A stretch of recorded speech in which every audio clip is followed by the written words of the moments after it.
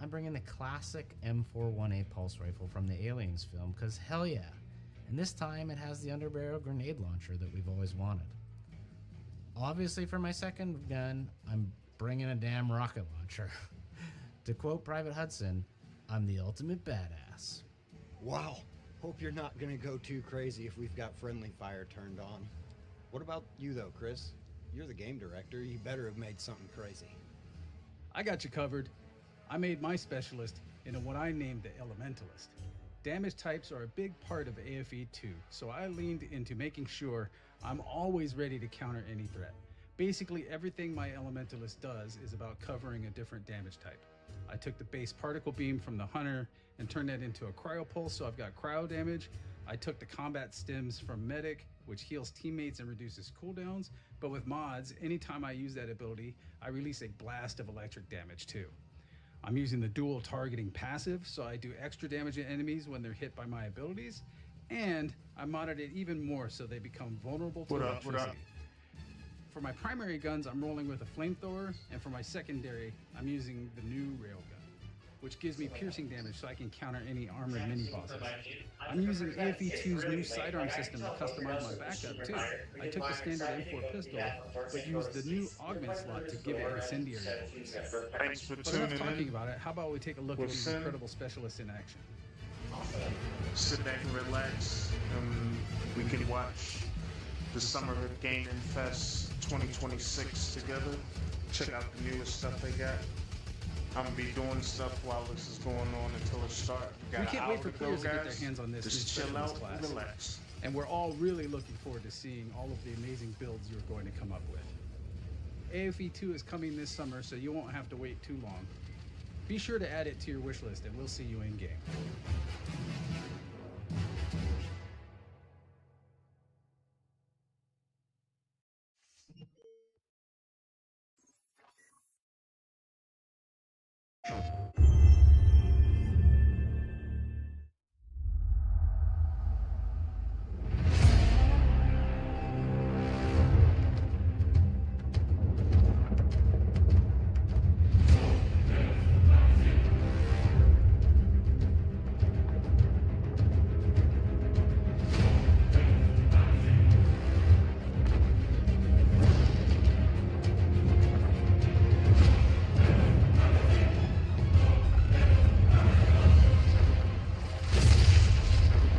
Zeus!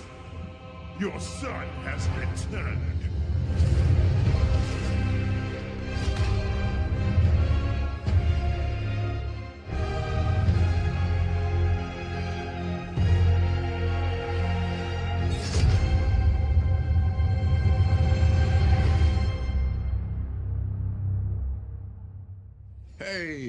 Hey, what's happening, fam?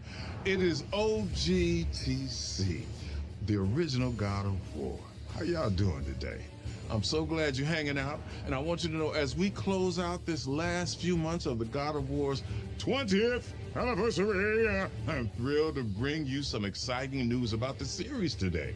Now look, we are happy and excited to finally confirm that, the Greek trilogy remake is now in development. Yeah, man, I know. Sit down. Now look, this project is still in the early stages, so it'll be a minute before we get back to share another update, right? But I'm telling you, next time we come back, we coming with something big, baby. Yeah. So, closing, I want to say thank you. Thank you all for your patience. You've been waiting. So thank you for your patience. But most of all, I want to thank you all for supporting this God of War franchise all these years. Appreciate you. Peace. We are not ready. We could all die tonight. We don't even get a choice. I'm Ryan McCaffrey with IGN, and I am joined by my friend Mark Medina. Mark, you made the trek down to Infinity Ward in Los Angeles in secret in the dead of night. Yeah. With your night vision goggles on. Yeah. To go check out Call of Duty Modern Warfare 4. It is the new one this year. It's just been unveiled. It is out on October 23rd, and you got yourself some multiplayer hands-on. Yeah. Did you not? I did. I played probably like 2 hours of multiplayer just across the various modes, against just other media personalities and creators and stuff like that. It was a good time. So you came back, and your preview article on IGN is headlined Modern Warfare 4 feels like the first truly next-gen Call of Duty. Yeah. You kind of came away with 9 points, like 9 key differences, 9 key changes, but can you kind of explain what you mean when you say feels like the first truly next-gen Call of Duty? Yeah, Call of Duty's always kind of known to push graphical fidelity and all that kind of good stuff. But no matter how good something looks on PS5, right, it still has to serve the Xbox One and PlayStation 4, right? So even up to Black Ops 7, that has to be able to run on the 2013 PS4 and VCR Xbox One. And so it's one of those things where it's like when you play it, you're like, oh, this looks great. This looks so good. And then you jump into Modern Warfare for the first time and you're like, oh, never mind. No, Black Ops 7 looked not that great. Never mind. This is what looks good. And it's like, it's immediately apparent that they are not having to cater to those older consoles anymore. Yeah, 5 years into the generation, almost 6. Yeah. Actually, I guess by the time the game comes out, it is 6 years into the generation. Yeah. So that is good news that they're finally leaving last gen behind, and it's great that you can see it on the screen immediately. Yeah. That is awesome. Yeah. So what's weird, real quick, sorry, what's weird about that is the fact that we're already having next gen conversations, and this is the first truly current gen Call of Duty, but that has nothing to do with the preview. It's true. You are correct. This is that's a whole separate console watch topic. So you came away with 9 key changes, and I wanted to have you talk through them all for us here. Let's start with, you mentioned movement. So what's the deal with movement in Modern Warfare 4 multiplayer? Yeah, so the big thing people are going to notice with this game, especially since there hasn't been a Modern Warfare in a while, is that there is no more omni movement. What that means is you can no longer sprint left and right and backwards. There's no wall jumping. There's nothing like that, right? It is a more grounded kind of boots on the ground. The tagline they keep using is that it's like an action movie, but still set in realism, right? Like everything is theoretically possible, but it's set in a world where you never get tired and surfaces are never slippery. So yeah, but they've made a lot of changes to movement because of this, right? So no omni movement, but there's mantling in different ways than there used to be. So before, you would mantle onto a ledge or something like that, and your character would just climb up and there was nothing you can do about it. They've changed it in a few ways now. One is you can cancel a mantle now. So if you're mantling up and you happen to peek over and you see somebody, you can be like, nope, don't want to do that, and you can mantle out. Another thing you can do is just do a simple ledge grab, which is you go halfway through a mantle and then you're just holding onto the ledge, and you can actually aim your gun over the cover and shoot people while still kind of peeking behind the cover. And then the third thing is that you can shimmy now. So they're calling it a ledge shimmy. So if you're on a ledge, you can now move left and right and reposition yourself, get yourself still in cover, but still be able to do shots. Alongside the mantling is they have a backward slide, so you can do a backward slide that allows you to still shoot your gun.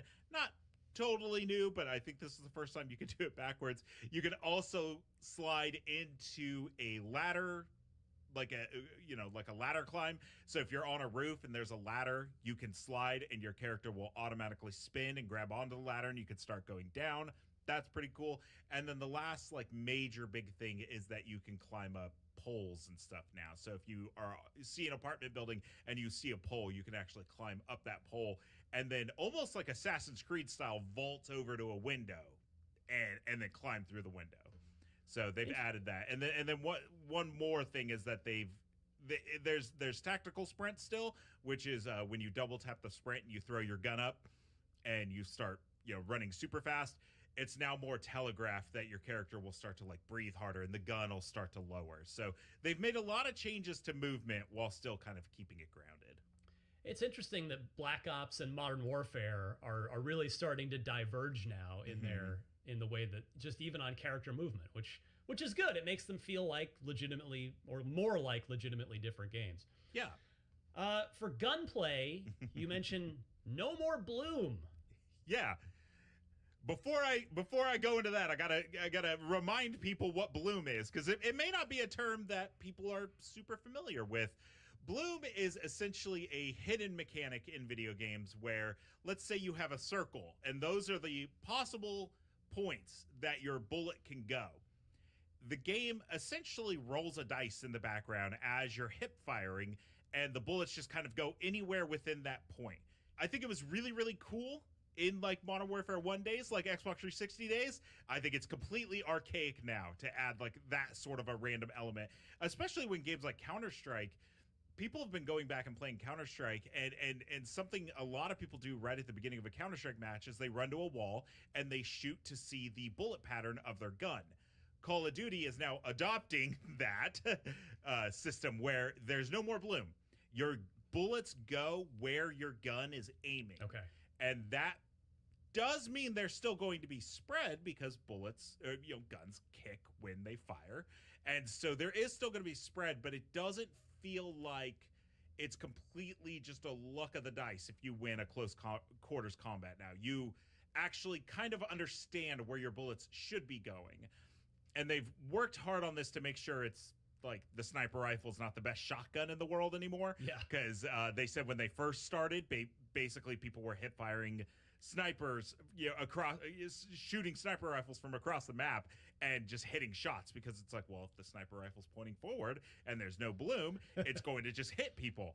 And so they've added, kind of gun sway and stuff like that. So it just, bloom is gone, but that feeling of kind of randomness could still feel there, but it's there's like an honest answer for it now, I guess is the best way to put it. Nice. Okay. So next you mentioned that weapons feel like they belong in the world now. What do you mean by that? Yeah, so normally when you play any shooter, to be honest with you, right, your gun is just in front of your character, and if you run up to a wall, what happens, right? It's essentially like the tip of your gun is more or less just stopping your movement, right? So now when you run up to a wall, your gun will actually kind of be pushed more up against your body, right? I see. When you are peeking around cover, your gun, it's this like action movie thing, right? Where people naturally think that your gun should be the first thing that enters a door. And that's actually like completely not true, because that's the best way to get disarmed in something like an action sequence. And so Call of Duty's kind of taking that, right? Where now if you're peeking, your gun will still be kind of hidden. It's kind of your eye is the first thing through the door. And so there's just a lot more, you'll notice it like when you're playing it, you'll see that your gun just moves it moves a lot more than it used to. Yeah. But that's realism, right? That's how guns actually work. Nobody's just holding their gun out, right? They're constantly moving it. They're constantly pushing it up against their body. And so kind of how you see in like Uncharted and the new just released 007 First Light, where when he walks through a doorway, he'll kind of like put his hand there. And it's kind of like these reactions to the environment.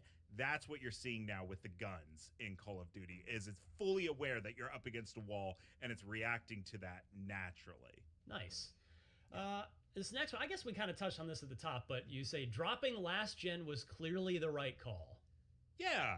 So not only graphically, but they're doing a thing now where the map you're entering is not the map you're leaving. And what I mean by that is not only does it look pretty, but all maps have decorations, and now these decorations can be shot off the table and stuff like that, right? So if you see like a dish set and you go in there and you shoot it all up, that dish set's just going to stay on the ground all shot up. Yeah. Bullet holes are going to stay in the walls, and these are normally things that either A, couldn't be interacted with before, or the game would quickly despawn to save that memory for the actual gameplay. And now you're entering a map that looks pristine and you're leaving a map that looks super messed up, right? Because that's all just staying on the map. And they said that that's basically not possible with the memory limitations of PS4 and Xbox One, but the PS5, PC, and Xbox Series X and S allows for those decorations and just visual aesthetics to persist throughout a whole round without the need to despawn them for other things. Cool. That's good stuff. All right. Apex attachments, you say, are where things get a little wild. Yeah. So every gun in every Call of Duty has its own leveling up system. And as you level a gun up, you'll eventually unlock new attachments and stuff like that. In this game, you can do 5 attachments. But when you get to the end, it's like, normally it's like, okay, you got the best scope. Or usually, in the case of Call of Duty, it's you got this really cool, like, tiger glimming skin. Stuff like that, right? In this one, you're getting Apex attachments. They are separate from your normal gunsmith loadout. And they get added, and they change fundamental things about your gun. So some examples are having a pistol that when you go into the Apex mode, all of a sudden becomes a hammer fire pistol that as quick as you can pull the trigger is as quick as the pistol could shoot. Another really cool one was it's a shotgun that they added a strobe light to. So now you're basically walking around with a flashbang in your eyes. So now people are getting blinded when they walk into a room, and then they're getting shotgunned. Other ones is like, adding underbarrel shotguns or grenade launchers. One really, really cool one was taking a submachine and adding throwing knives to it. So the character will kind of move it over and then be throwing knives. So it's that just kind of cool stuff where you're like, okay, I have used this gun a lot, and now I'm actually getting some sort of like actual fundamental kind of special bonus for staying dedicated to that gun. And I mentioned in the preview as well that those attachments will stay after somebody's been killed, right? So if you have a really cool Apex gun, there's a good chance you'll eventually fall victim to that because somebody else will pick it up and use it, and then vice versa. While we're on the subject of guns, talk about Gunny, which you say is basically Gunsmith, but without the headache.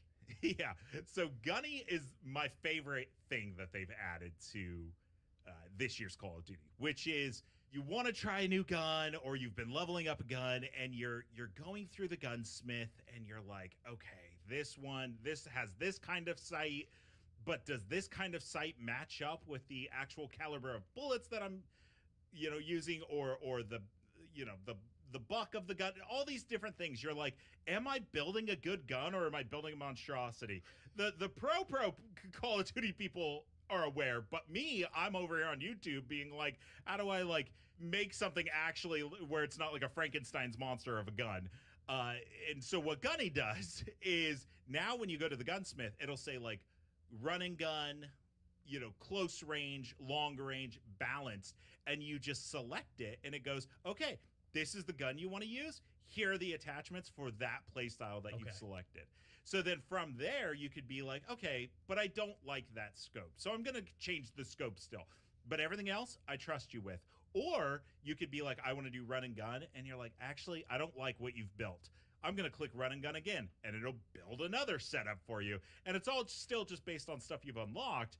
But it gets rid of that, I would say, like, math in between matches where you're like, what's the best kind of, you're just like, no, this is my kind of preset loadout based on what I've added to my gun. And it makes for some really cool but very easy ways to make loadouts and actually stay competitive. Sweet. All right, quickly tell me about maps, modes, and lots of variety. Yeah, so the game's launching with 12 maps. I would say probably about half of them are from the single player, variations of the single player that have then gone on to become multiplayer maps. And then a few others that are, made from the ground up for multiplayer. And so you'll be on, the streets of Korea. You'll be in a Korean nuclear base. You'll be in Russia. You'll be in New York, Mumbai. It's a globe-trotting game, and the multiplayer kind of lends itself to that. There's one specific map called Kill Block, which is really cool, which is basically they have what they call slabs. And so you play a 10v10 gunfight mode, which for folks that don't know, it's between rounds. You're getting put with a gun that everybody's using the same gun. And it's 10v10 permanent death until the next round. And what it does is the map is constantly changing. So every time between rounds, the map there's 3 sections. One of the sections might change. Still here, guys. I'm just making my the middle case. might I'm change. breakfast. And so every Got single time you 44 finish a minutes round, to go. not only are you getting a new gun that you have to play with, but also the map is completely different. Cool. And they're really proud of it. They said that there's over 500 combinations, so it's very unlikely that anybody will ever play the same thing twice. But I don't know about that. Yeah. A lot of people play Call of Duty. But then when I asked them about a seed possibility, they said that they eventually might do something down the road where it's like, I really like this combination, so I want to do a custom game and type in these string of numbers, and that's the combination I'm going to get. Sweet. All right, and the final thing, talk to us about Prestige this time around. Yeah, this is where I get my name in the credits for Modern Warfare 4. So, they have 2 Prestige modes in this game, which is Prestige Classic and Prestige Regular. Prestige Classic is your normal level up to level 55, reset everything, rank, guns, everything gets reset, but you get multiple rewards. You get a Prestige badge, and you get to start over, this time with an XP boost. Now there's Prestige Regular, which is you don't reset everything when you get to level 55, but you get fewer rewards, fewer XP boost on your next trek. But it's for the people that want to say, I've Prestige, I've earned the next badge, but I still have all my guns and attachments. And my gripe with them came from the fact that that didn't make sense, that Regular it should be called Prestige New. So, and they said that they're working on that. So we'll see what it's called by the time it's done. And if you see a big special thanks to Mark Medina in the credits, that's why. Yeah, but basically everybody's first trek to 55 will be the same. Then at 55, you get to choose Prestige Classic or Prestige Regular. Then once you get to 55 again, you get to choose again. Okay. So every single time you Prestige, you get to choose, I want to go a Classic route. No, I want to go the regular route. And the way is because, the reason for it is because they've noticed that a lot of people just don't Prestige because they don't want to lose all their stuff. So they're trying to cater to those people that don't want to lose their stuff, but want to be part of the Prestige conversation. Lots of new stuff in there. Mark Medina, Call of Duty Modern Warfare 4. We're going to get to see more of this at the Xbox Showcase on June 7th, which we'll be airing live right here on IGN. I'll be hosting our live pre- and post-show for that, so come hang out beforehand and then stick with us after for all of our reactions and analysis. Mark Medina, thank you so much, sir. Sometimes, against our better judgment, we do the same thing over and over again, hoping for a different outcome. Developer Housemarque's new third-person bullet hell shooter, Saros, explores this idea in many ways. The roguelite level structure, the repeated combat encounters, and the internal conflicts of its main character, Arjun.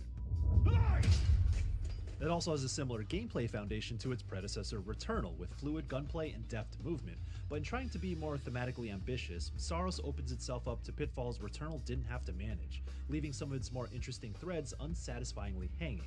Still, its tough-as-nails combat is worth getting good for, even when its repetition can wear you down.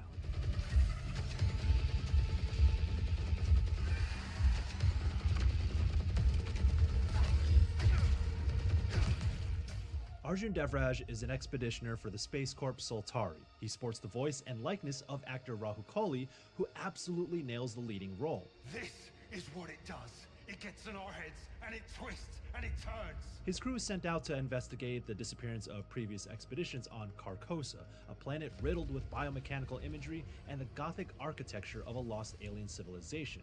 The science fantasy and Geiger influence is definitely used effectively here. It's also reminiscent of the modern Doom games, especially when its chaotic combat encounters and pounding soundtrack evoke a similar feeling. You quickly realize that something is extremely off, with each solar eclipse turning the planet into a hellscape and inducing a deep psychosis that chips away at everyone's well-being as tensions grow increasingly hostile.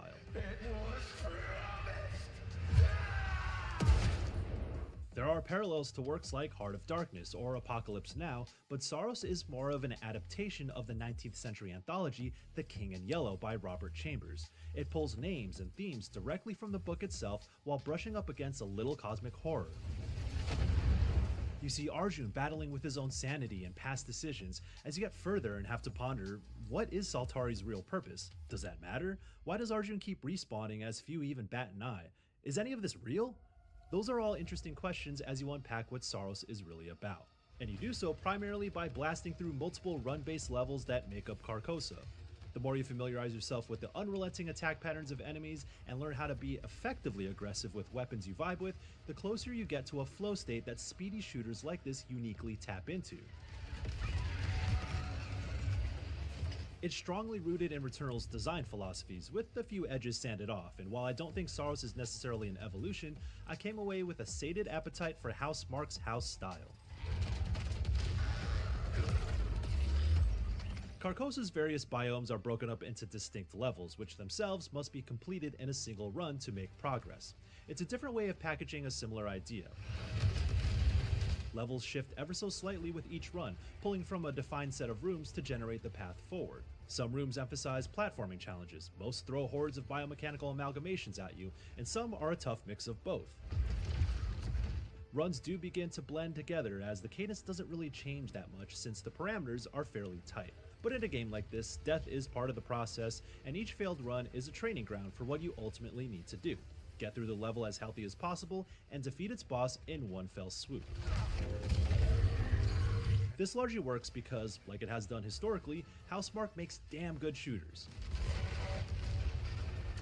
From 2D and top-down shmups such as Resogun and Ex Machina to the third-person bullet hell of Returnal. So speed and agility are priorities, and that's balanced with a generous tracking system for aiming, which makes Saros play a little closer to an arcade shooter. I often relied on the Onslaught rifle that disables auto-aim altogether for powerful shots, or the Smart rifle that homes in on targets to let me focus on mobility. Most guns come with a satisfying impact, including pistols that remain relevant throughout, and the late-game ripsaws that tear through enemies with damage over time. All of which come with different perks and in several variations that drop randomly during runs. Saros makes brilliant use of the DualSense controller's haptic feedback here, mapping its alternate fire modes to a half trigger pull that you physically feel, and the windup of your power ability to a full trigger pull, both of which are crucial to execute at a moment's notice. But having firepower is only half the battle, because the most challenging part of Saros is reacting to the colorful beams that hound you on the battlefield. Enemies fire off a rapid mix of blue shots that can be absorbed to fuel your shield and power ability, red shots that can be parried but not blocked, and yellow shots that build corruption to limit your max health, but empower certain weapons. So knowing when to evade and when to take those hits head on is something you'll constantly have to process and learn to love. Where fighting through hordes of aliens in combat arenas is about managing the chaos of everything they throw at you, boss fights are more about attention to detail, where swift visual and audio cues tip you off to what's coming, asking you to be quick enough to position yourself and react while still finding windows of opportunity to get your own shots in.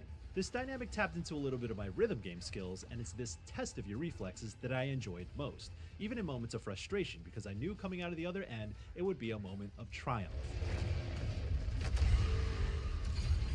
Saros eases the friction of Returnal a bit by putting a bigger focus on permanent resources and upgrades. Back at the home base hub area, you'll work through a skill tree that improves your health, shield and power potency, and rate of resource gathering.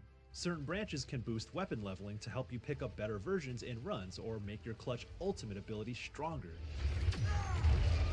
But progress isn't necessarily about deepening your skill set or fundamentally changing your playstyle. Rather, it's about making its challenges a little bit more manageable for future runs, and hopefully you can play smarter as well. These are incremental upgrades that are important to obtain because things do get very difficult. But this is why Saros can get pretty monotonous at times. Instead of challenging you to think creatively about combat, more weight is put on your ability to survive in a war of attrition. I respect that approach, but when you have to spend 20 to 30 minutes going through the motions in a level just to get another shot at the boss, the repetition begins to settle in. I suppose it comes with the territory for a roguelite shooter of this style, where build crafting isn't really a thing, outside of hopefully plucking out your preferred weapons and powers with a good set of perks. It's an approach that has its merits, demanding that you stay locked in during a run, but that doesn't stop it from feeling tedious in spots. As a PlayStation 5 exclusive, Saros seems like it's trying to align itself more closely with Sony's other prestige single-player games by having a more deliberate, high-concept story. Themes of trying to break harmful cycles, coming to terms with grave mistakes, and even struggles with sexual identity work their way into what initially seems like something primarily inspired by Hollywood sci-fi. I commend that approach because there are intriguing threads to pull on, but the ways the storytelling comes up short really stick out when there's a bigger emphasis on it this time around. Saros gets halfway there, but unfortunately leaves many of its stronger plot lines underdeveloped. I thought you were. Oh well. Arjun is a compelling lead because while he's dead set on chasing someone important to him on Carcosa, something deeper continually brews inside him. His stubbornness manifests in various ways as he simultaneously tries to make sense of the loop that he's stuck in. I can't let them down. There are moments when Saros built toward revelations that felt like breakthroughs in the story, which had me engaged, but sometimes those moments would be teed up without the follow-through required for them to fully pay off. Flawed, even irredeemable characters can be really interesting, and feeling conflicted about these kinds of stories is a fascinating mental exercise to work through, but you need a deft hand to truly pull that off. Most supporting characters have arcs that boil down to their descent into madness told in voice notes, and aside from a select few back at base and a bossy Soltari computer that has a bit of an identity crisis, there isn't much added depth. How could Soltari miss so much? Outside of a few cutscenes, there are brief conversations with the crew, but they feel stilted and have weird face animations. At least they serve into feeding into the unnerving setting. My job is to keep my team alive. However, Saros does have some of the strongest use of readable data logs I've seen. Beyond just being flavor text, there's some great writing that provides insights in the form of Soltari reports, employee data, or diary-like entries which create a kind of thematic texture that's genuinely effective. And I wish some of this found its way into the main story. It doesn't help that the storytelling is so abstracted that it obscures your understanding of what is actually happening. Now, I'm not asking for its message to be spoon-fed to me, or its twisting sequence of events to be laid out in broad daylight, but I do expect the story to create through lines that lead to something we can define with only the pieces we're given. Some of my favorite stories in games leave things up to interpretation because there's real power in connecting the threads for yourself, but they still had to lay the groundwork to let us piece it together and form our own perspectives. I get the sense that Saros relied a little too heavily on its literary inspiration to fill those gaps. Access the device and follow the path you opened. Returnal was impactful because it solely focused on Celine and her time loop fighting through Atropos. It used that format to reflect her personal struggles that were subtle in the early hours, then gave you the means to paint a clearer picture the deeper you got. Roguelite as a metaphor works so well here, and its parallels hit hard when you reached a point where it all started to connect. Saros bites off more than it could chew, which I can admire, but the actual execution struggles to send the message it thinks it's sending.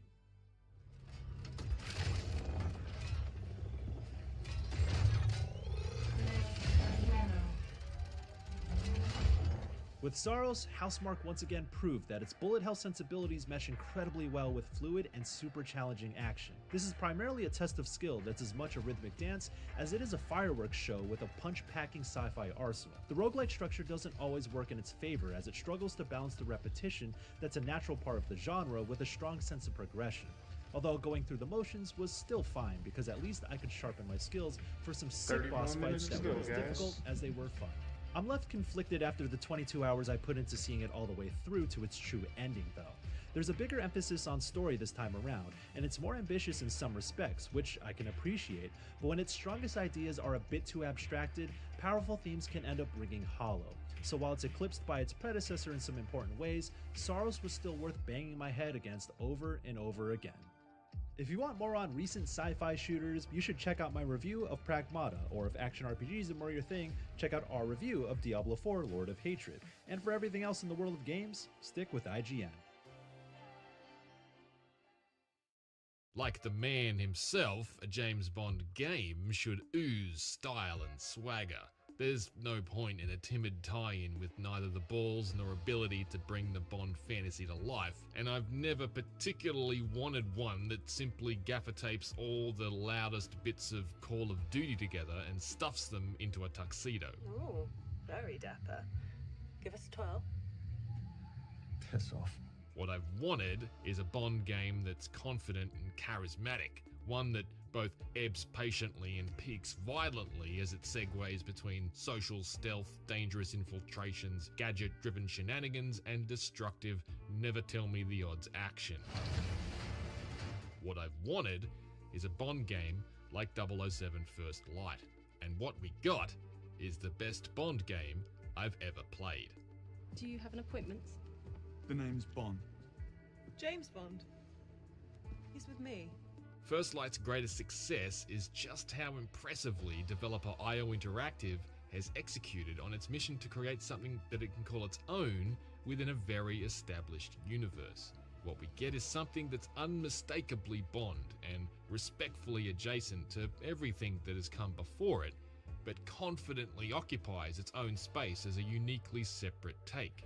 Let's see what all the fuss is about. That is, it never seems like a situation akin to 2001's 007 Agent Under Fire, which felt like the series was in a holding pattern before EA cut another check for Pierce Brosnan. No, this is a fastidiously assembled world of its very own, inspired in all the key ways by the work of creator Ian Fleming and the expectations bred by the films, but tailored for IO's take on the series like a bespoke suit. That's nice. Yes. Note the exquisite stitching and attention to detail. Cut, proportion and style in perfect harmony. First Light has its own M, its own Q, and its own Bond. And after playing it, I wouldn't have it any other way. Bond. James Bond. What do you do, James, lately? Headhunting. Oh dear. First Light doesn't rush its world building, patiently moving through Bond's first encounter with MI6 as a Royal Navy air crewman in the wrong place at the right time, to his initial 00 training, and onto his transformative first field mission that sets up the core story to come. In another developer's hands, all of this may have been smooshed into a single opening tutorial, or partially hand-waved off in a cutscene. Not so in First Light, which unfolds much more like a prestige TV series than a film. While I'll stress vehemently that this is absolutely the last thing I'd want from current screen rights owner Amazon when it comes to Bond's live-action future, for First Light's purposes, it works splendidly. It feels perfectly suited to sit back and play, say, a chapter at a time, and it took me around 18 hours to reach the end without rushing. The writing is excellent, blending a world of serious consequences with a steady supply of on-brand one-liners. Listen, I'm in a bit of a bind here. The music is impeccable too, a masterclass of restraint that sensibly limits the use of Bond's iconic musical stinger to major moments, meaning I got chills each time it occurred. The chapters are very lengthy and rich with peripheral detail to explore, and this significantly bolsters First Light's ability to build a world I can feel properly immersed in. The pace of both the action and the story is excellent, crescendoing brilliantly in its final act as the stakes explode, along with everything else, and IO takes a moment to fulfill one last Bond fantasy I'd feared it may have forgotten.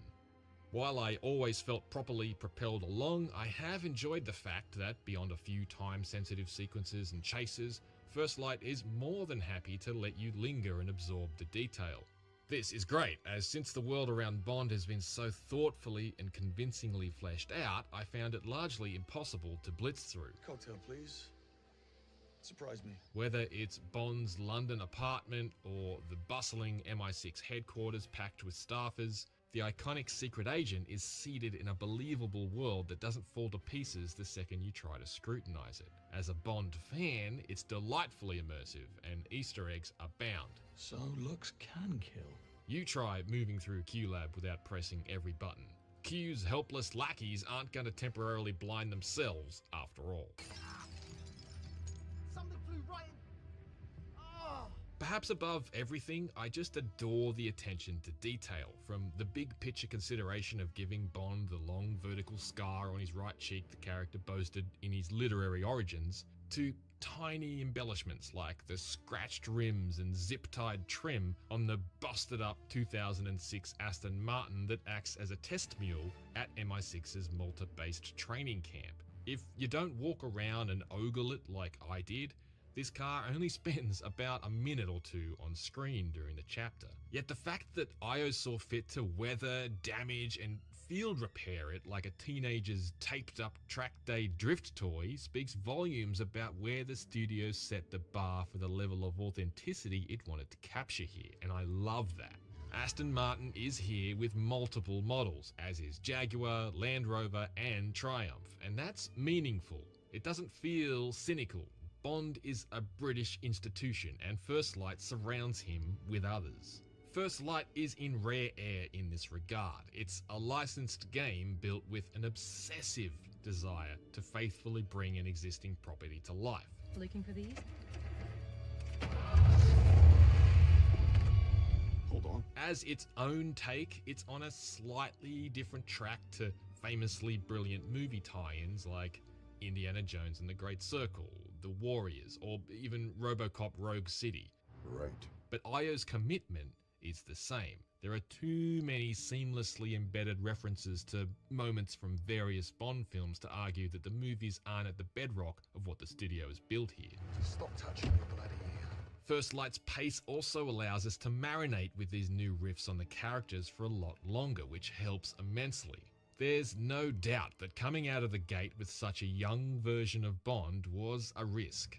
Irish actor Patrick Gibson's portrayal of a Bond in his late 20s and brand new to the world of international espionage is not initially the one we know. Thea gave you a less than 1% chance of success. You simply beat the odds. I didn't realize those were actual odds. He's an archetypal hotshot, cocky and inexperienced. He's a successfully suave ladies' man already, but encumbered with a little too much misplaced confidence elsewhere. Drinking alone was never my forte. Well, I didn't realize you were this thirsty. However, this gives Gibson's Bond room to grow as he becomes the product of all the new role models he's suddenly found himself surrounded by. These include Q, whose patient and more fatherly attitude makes sense in this context because it now leaves room for him to potentially become a little more hilariously exasperated as Bond continues to break or lose everything he ever gives him. Already have a watch. Oh, you do?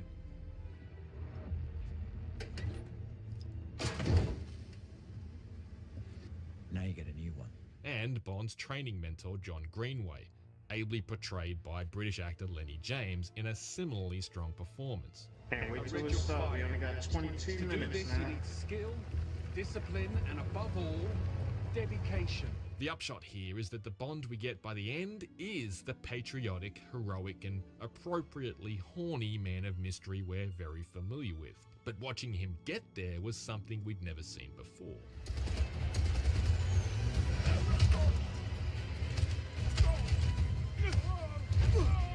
With IO Interactive being the home of the Hitman series since its inception way back in the year 2000, First Light admittedly shares some very obvious DNA with its bald and barcoded stablemate. Running on the studio's in-house engine, the look and feel are immediately familiar to me as a veteran player of the Hitman series. For the most part, this is a strength. Bond feels weighty and grounded as he smoothly moves, climbs and vaults around, and First Light typically looks quite fabulous from its crowded clubs to its wide open natural spaces. Playing on a standard PS5, there were occasions where I found myself staring at a texture that seemed far murkier than it ought to be at such close proximity, but it's otherwise sharp and packed with fine granular detail. The sandbox nature of Hitman's level design is also here to a certain extent, albeit in the more managed fashion of 2012's Hitman Absolution. Are you on the list? What list is that? That is, First Light stitches together open areas that have multiple approaches with linear sequences you need to play the way the developers dictate. There are levels here with large crowded areas akin to those like the Paris Fashion Show in 2016's Hitman or the German nightclub in 2021's Hitman 3, while other sections are a little more adjacent to something like the Uncharted series. Gravity's just a suggestion. The latter sequences are occasionally guilty of limitations that look a little silly in practice, like Bond's inability to clamber up a small rocky slope or duck under a waist-high booby-trap string. Not going that way. However, this is the kind of seam you can typically pick at in even the best third-person shooters in the business. First Light also repurposes a lot of Hitman's distraction-based sneaking. For instance, you can still turn on loud items and such to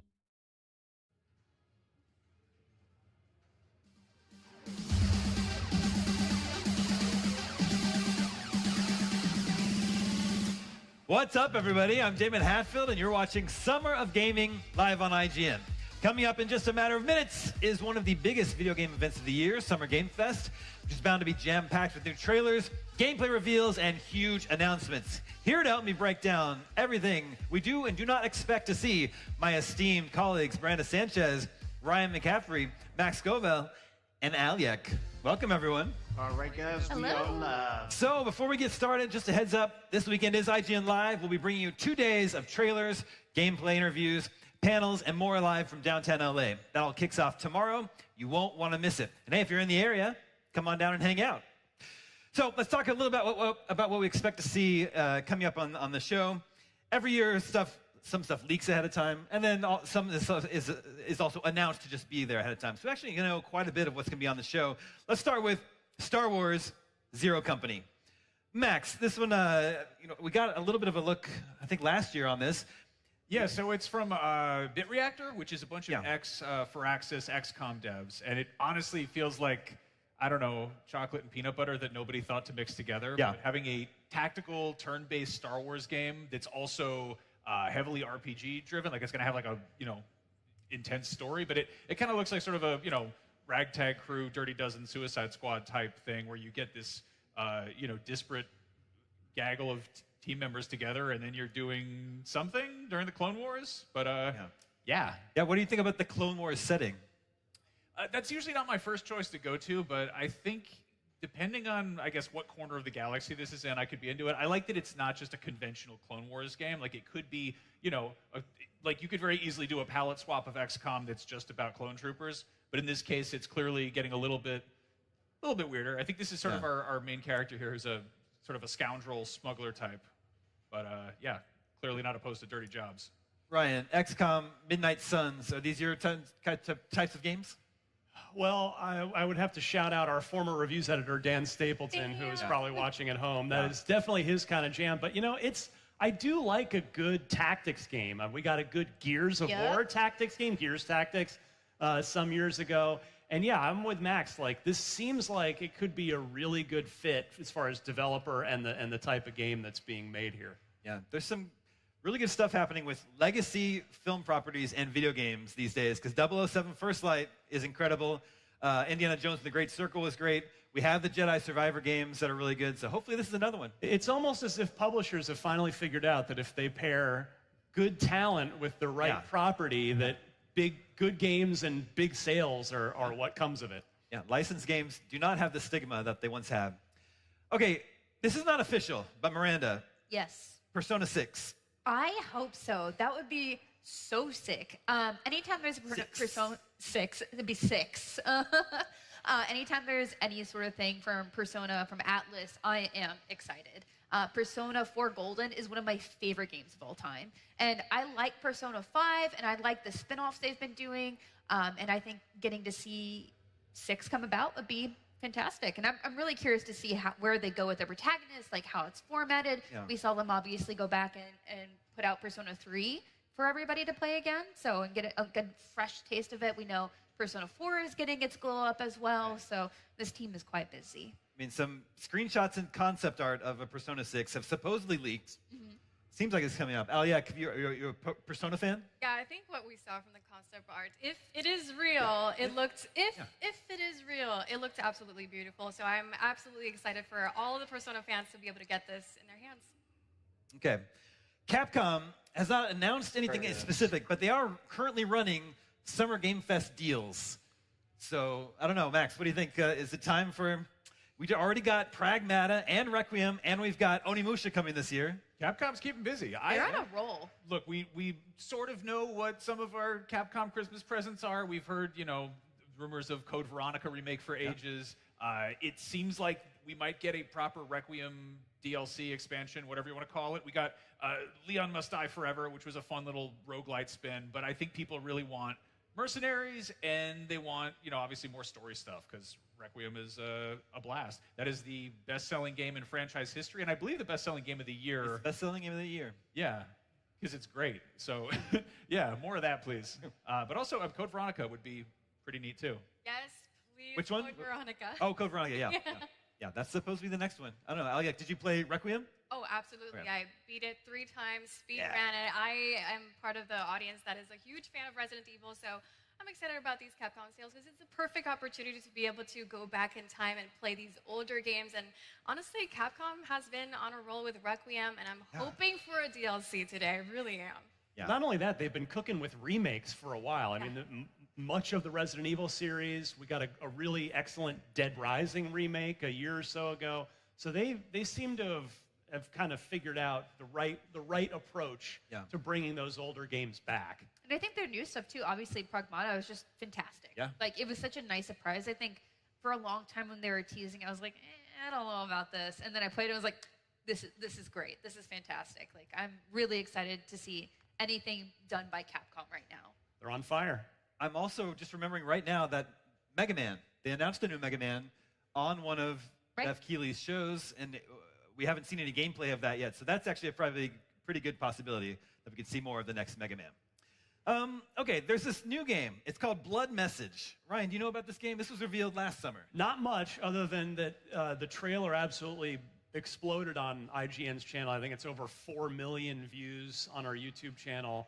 But yeah, it is a story-driven single-player action-adventure game, which are, when those words are all strung together, that's music to my ears. Yeah. That's what I love to hear. I mean, so hopefully we get a first proper look at gameplay for this soon. Maybe that's going to be in 20 minutes from now. Yeah. Maybe we'll have to wait till later in the year. But yeah, I mean, there's certainly a lot. I mean, when they use the term anchored in cinematic storytelling, that is, those are the correct words. Now let's see it backed up with some gameplay, I hope.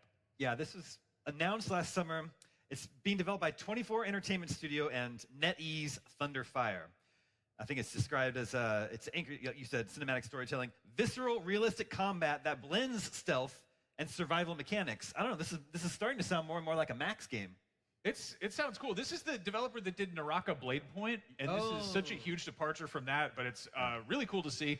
It takes place during the Tang Dynasty, and yeah, you can very clearly see, I think they might have played a Naughty Dog game somewhere in there. But, these environments are stunning, and obviously the characters look great. This is an Unreal 5 game for sure, but they have clearly been putting in work there. So, Alex, does this look like something you want to play? Yeah, as I'm watching the trailer right now, what I'm noticing is that we've had a lot of samurai games, lots of swords, lots of weapons, and what I'm looking at is a lot of martial arts also in this game as well. So it's kind of adding a little bit more to the gunplay, not the gunplay, to the melee play that you see in games. Looks absolutely beautiful. Yeah, I don't know. Do you think how much Uncharted DNA do you think that it could be in here, Ryan? Well, it's tough to tell just from this original teaser trailer, the reveal trailer. But I mean, when you get the action adventure single player cinematic, I mean that is almost Uncharted is like the textbook definition of that. So it's won't be a surprise if there is a good bit of that type of gameplay in this, and I don't think anybody's going to be complaining, especially with how good this looks. Yeah. Okay, switching gears. Ryan, Forza Horizon 6 is out now. Miranda was hoping you were going to say Gears of War there. Gears of War? No, not here. Later this weekend. There's that too. Yeah. We'll see Gears on Sunday. Forza Horizon 6 is out now. It's fantastic. But another game we know it's going to be at Summer Gamefest is from the former creative director of Forza Horizon. It's called Clutch, and it's a cinematic open-world driving game from Maverick Games and Mike Brown. So we wrote about it 2 years ago. 2 years ago, IGN wrote, Amazon Games announced today it has struck a deal with Maverick Games for a narrative-led open-world driving game, which is set to release on PC, PS5, and Xbox Series X and S. Ryan, has this been on your radar? Yes, because the Horizon series, I mean, every single one has not only been a gem, they've continually gotten better. Forza Horizon 6 got a 10 out of 10 from IGN, and Mike Brown here, the creative director, it's like, all right, if you were running that and you chose to leave that to go do something new, I want to see what your something new is. And if it's single player oriented, Horizon, as great a series as it is, you can absolutely enjoy the heck out of it single player, and I certainly do, but there is a big social element to that game. So I'm curious what a pure focus on single player is going to look like for this. It could be in part to keep the scope of the game a little tighter, to get the game out a little sooner rather than spending years and years and years to build all the little social multiplayer elements. But regardless, yeah, I mean, I love the name, by the way. Like, that's just a great car name. It's pretty cool. Great car game name. Oh, and no. obviously, we've got plenty of real world cars here, and the pedigree is there. So, yeah, I mean, if it's taken this long, because we also got that announcement of the new Stuntman Hollywood game recently at the State of Play this week.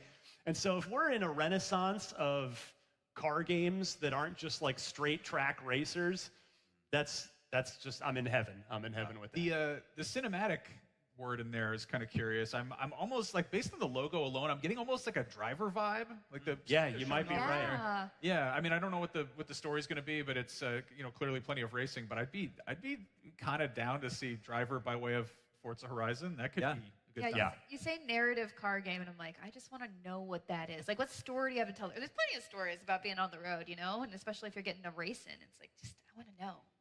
Curious. Alec, have you been playing any Forza Horizon 6? I have not, but the reason I haven't is because I do get addicted to racing games for some reason. I don't know what it is about it, but it looks so cool. I should probably get my hands on this game, and Forza too. It's very good. Okay, earlier this week at the PlayStation State of Play, they showed Rayman Legends Retold. That one's coming October 1st. But also, I don't know if you saw last week, Rayman Origins Enhanced Edition appeared in the Xbox store, Ryan, with a $2,000 price. I believe it's placeholder. Boy, early deluxe editions are getting out of control, clearly. Sure.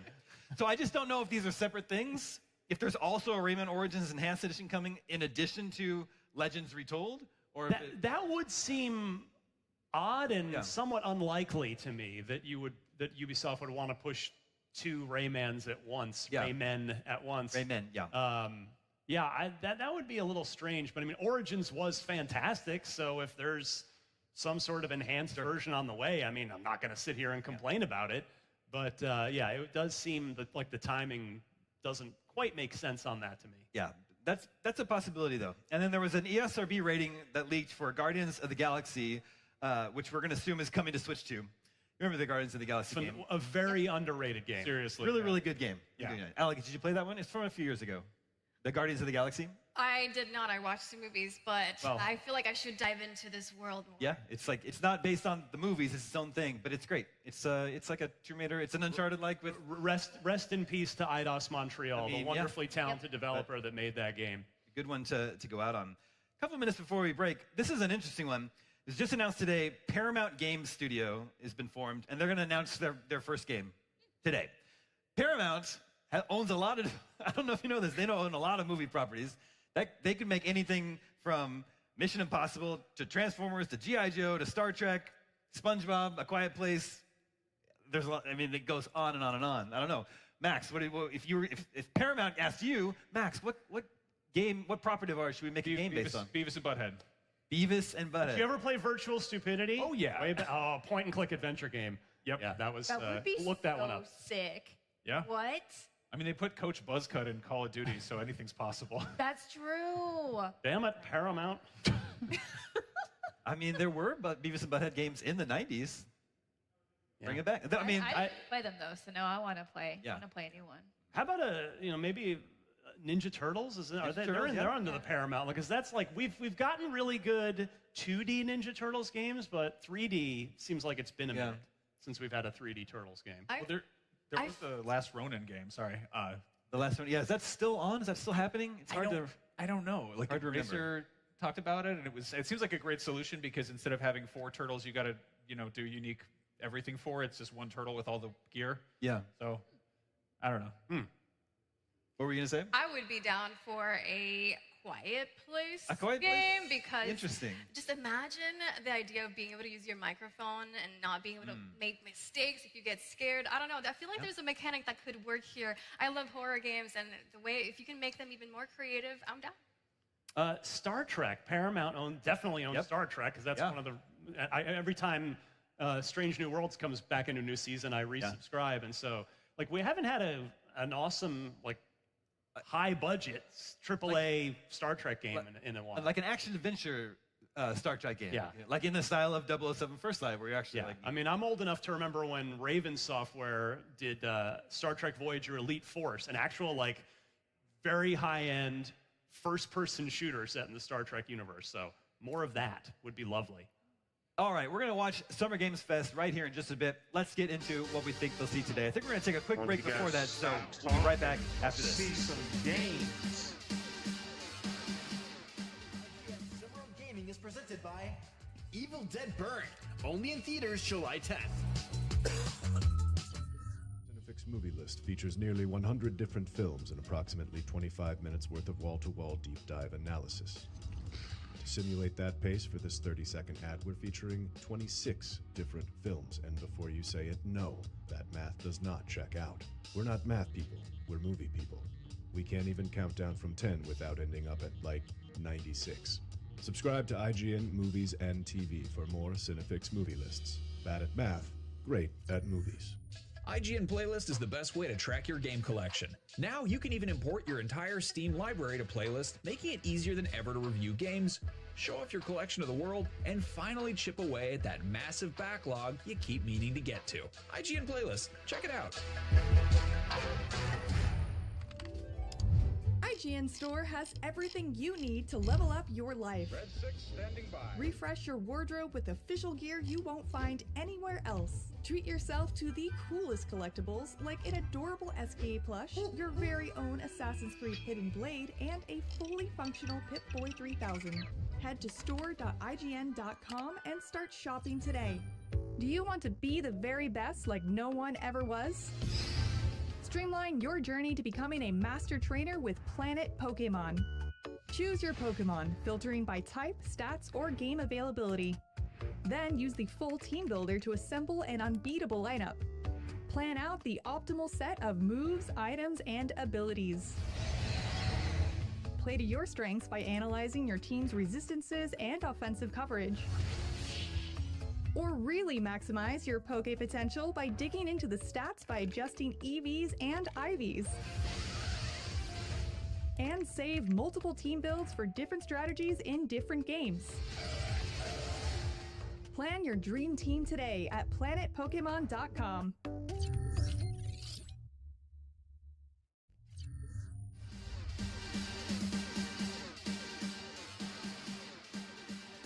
Welcome back. If you're just joining us, don't worry. Summer Game Fest 2026 has not started yet. We'll be showing it to you in just a bit, but while we wait for it to begin, let's continue with what we expect and hope we'll see today.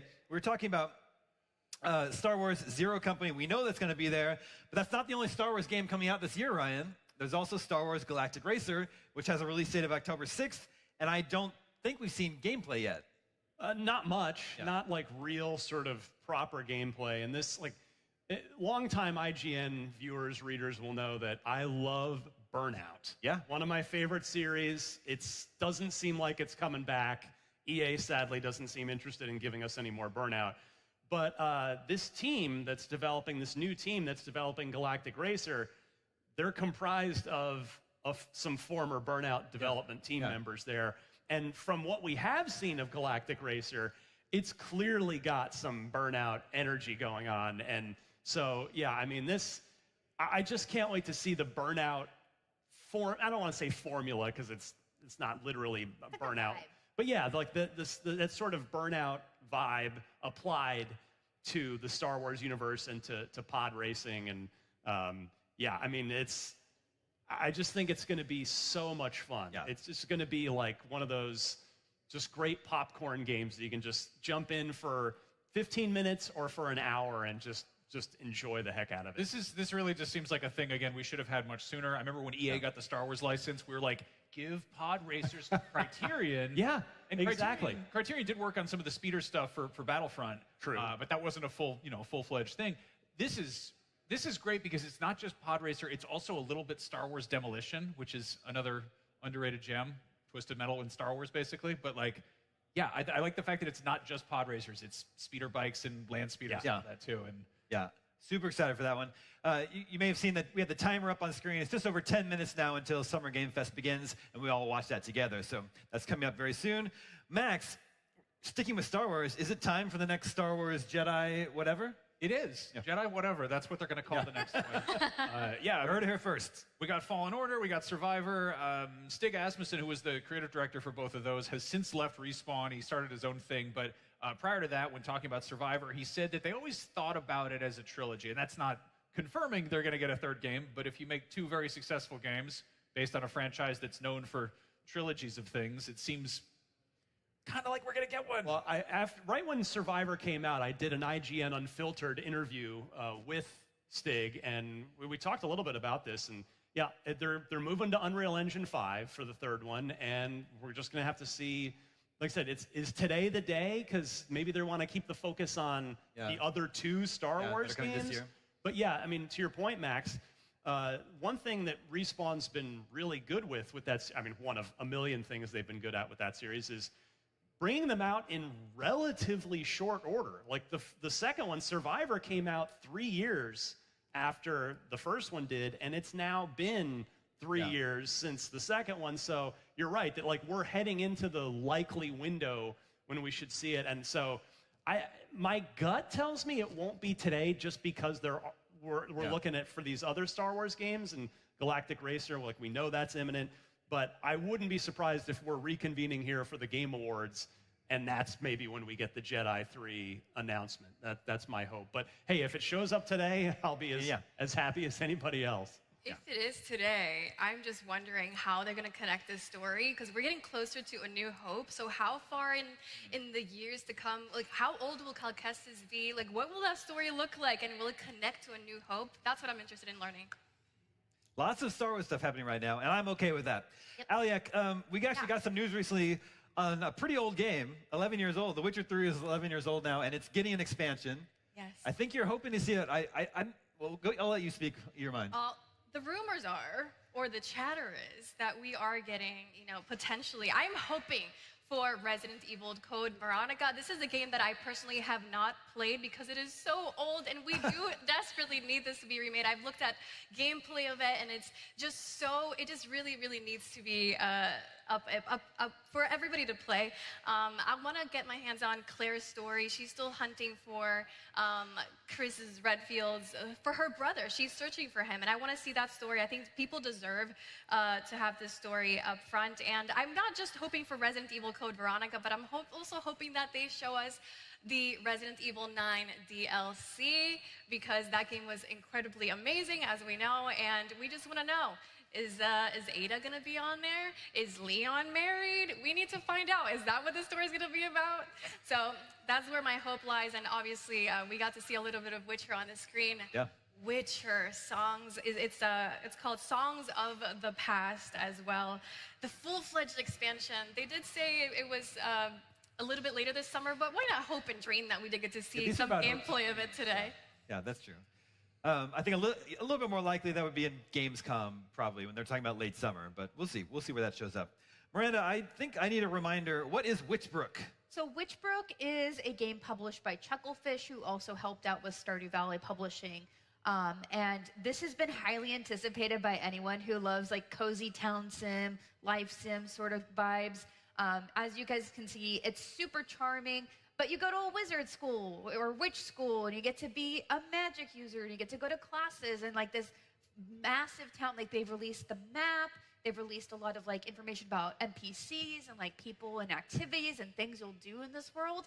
And it keeps getting delayed. So we're kind of just waiting, like, when can I go live my magical life in this cozy town and get up to mischief probably, and also romance everybody. Yeah. So that's kind of what we're waiting for, and I think SGF could be a great place for that to get its release date. I think with SGF, we tend to see a good variety of games, so this is one that I think could be there and would get a lot of attention. Yeah, there is always a good mix of, big AAA stuff, indie stuff, multiplayer games. Yeah. Brian, earlier this week we got another look at Tomb Raider, the remake of Tomb Raider 1, I think Legacy of Atlantis. Correct. Was the name. We actually it got delayed out of this year into February of next year. A little bit of a bummer, but anniversary of Tomb Raider is ruined because this is the year. Yeah, 1996 for the first Tomb Raider. Man, GTA 6. Nothing is safe from GTA 6. I don't know. You mentioned that was another game you'd like to see more of. Oh yeah, I mean, I'll be honest, I am old enough to remember the first Tomb Raider, but I'm also old enough that I've forgotten it. Like it's been so long since I played the original, and this is a total remake, obviously, of the original. So I'm sort of curious what they're going to retain from that original game, and what they're going to be bringing in from the modern Tomb Raider reboots. Obviously, we've already seen kind of a grappling hook that certainly wasn't in the original game. Yeah. But Unreal Engine 5 here, so again, another spectacular looking Unreal Engine 5 game. And yeah, I mean, this, whether you played the original or not, it's probably been long enough where this is going to effectively be a new Tomb Raider game for anybody. And then the next officially new Tomb Raider game, Catalyst, was originally scheduled for 2027, but now that this is pushed into February of 2027, I would openly wonder if Catalyst might end up getting pushed to 28. But still, we're going to get a couple of basically new Tomb Raider games in fairly short order. Yeah. Less than 5 minutes to go until Summer Gamefest, everybody. Alec, I think that Tomb Raider remake was revealed during the Game Awards, which we're also covering for IGN. You seem pretty excited for it then. Is that still something you're looking forward to? Yes, I'm on the boat of I never got to play the original Tomb Raider, and this is the perfect chance for me to jump in and actually see what Lara Croft was like, and also not just that, but an expanded version of that. And wasn't it so cool to see Lara Croft being chased by T-Rexes and the dual pistols, and her acrobatics look stunning in Unreal Engine 5. Like this is definitely, I'm just so excited to see Lara Croft back in this way. Yeah, I'm super excited for that one as well. Just under 4 minutes to go until Summer Game Fest, and we're all going to do a watch party. We're all going to watch it together here. It's going to be a lot of fun. Miranda, what else? What is Anata? So Anata is a new game from Naked Rain and NetEase, and that is a game that is basically everything. That's what we keep calling it. It's like, oh yeah, it's the open world RPG that is everything. It has Spider-Man elements in it. It looks kind of like GTA, but it's all very anime. And it looks so cool. Right now, I think they're boasting over 17 million pre-registrations. I am one of those pre-registrations. I know a few people on my team are as well, because this game just looks so cool. And it's been a while since we've really heard like anything of substance about it. So I think this could also make a good showing here as well. Interesting. Max, is there anything else in particular you're excited to see, hoping to see? Hellraiser? Yeah. There's that new Hellraiser game. Yeah. I just got like really into Clive Barker short stories recently, so I'm down to hang out with some weird Cenobites and stuff. And yeah, that one I think it was playable at Gamescom, so I feel like it's closer than we might give it credit for. But we don't. That's got to be Halloween though, right? Like, so that should be now. Like, except it's a little bit crowded because there's Halloween. The game Halloween is coming. That's true. That's true. Around Halloween, like what type of game is Hellraiser?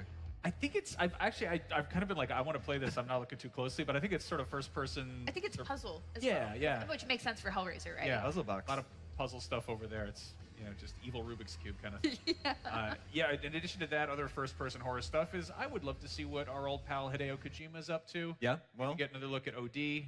Yep. Or whatever else he wants to do. I don't know. It's Kojima, There's OD. There's Fizzant as well. But although, we know that one's farther out. So Ryan, Xbox has its big showcase on Sunday. Does that mean you don't expect anything Xbox in Summer Game Fest?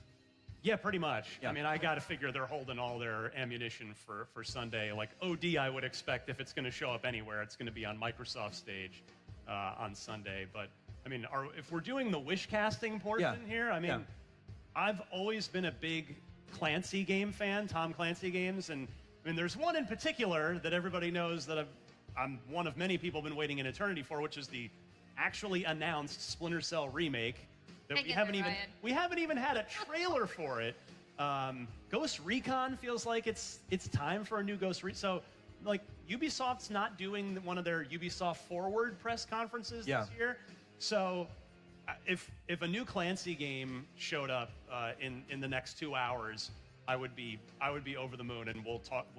I would happily talk about it on the post show. But it does seem like it's time for a new Clancy game, some way, somehow. Let's bring Sam Fisher back.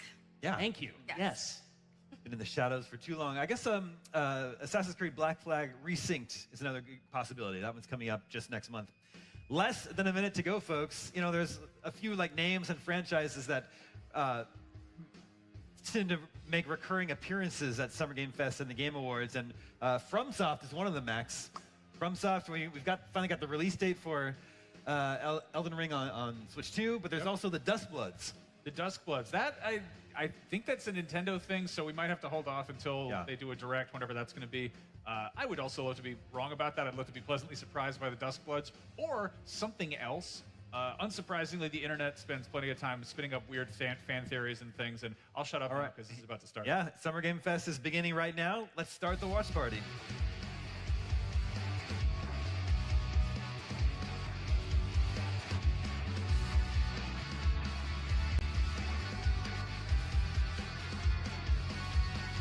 Got water here somewhere. Please welcome to the stage the creator of the Game Awards, Jeff Keighley. Oh, Could probably expect around 2 hours, I would think. 2 hours. Let's play some game. Get your snacks. Be ready. Yeah, settle in. Yeah, now's the time to settle. Yes, you guys are prepped and ready. It's a good one, don't worry. All right, hello everybody, and welcome to Summer Game Fest, gaming's biggest global showcase of what's next. You know, we started SGF back in 2020 because we didn't want to lose that magic moment every June when gamers around the world come together to hype ourselves about the future. New worlds, new stories, new characters, and yeah, maybe the return of some fan favorites too. This is our 7th and biggest SGF, and I have to say, guys, the magic is back. We have a great show for you today. Now, over the next 2 hours, we, alongside some of the world's most talented game developers, are going to show you why gaming's best days are right ahead of us. What I love about SGF is that we put platforms and rivalries aside. It doesn't matter where you play, everyone is welcome here today. And right now, everyone has a lot of games to play. As you can see behind me, in just the first 5 months of 2026, Steam saw a record-setting 9,265 new game releases, and that's up from 7,800 last year. Discoverability is and more an creators incredible than at challenge in any the point industry right in now. the history You've got a of great this game. How do you medium. get anybody to pay Now, attention sure, to it? a cynic might look at those numbers and think, how can anyone possibly we're break cynics. through with their game? That's us. But then you look closer. So far this theme, 10 of those, they come from anyone possibly break through with their game. In publishers, isn't that great? Absolutely, and most of them were brand new IPs like Mugenics, Windrose, or Far Far West. That tells you something important. Players, you guys are hungry for new experiences. You want originality, games at different price points. And when developers take bold, creative swings, turns out you guys show up for them. Really great, so congratulations to all those games. Now, you know, some games, they become global blockbusters, but others actually find smaller, passionate communities that love them deeply. And today, both of those kinds of success matter. The truth is, not every game has to be for everyone. That's what makes this medium so exciting right now and makes SGF so rewarding, because this show helps drive discovery. I hope you find your next favorite game today. So get ready to get wishlisting. Should we get on with the show? Let's do it. Okay. I have It's too many going to Steam be games. a fun I have too many ride. Steam Let's games. get started with So many our unplayed preview games. of what's ahead with our first announcement. Here we go.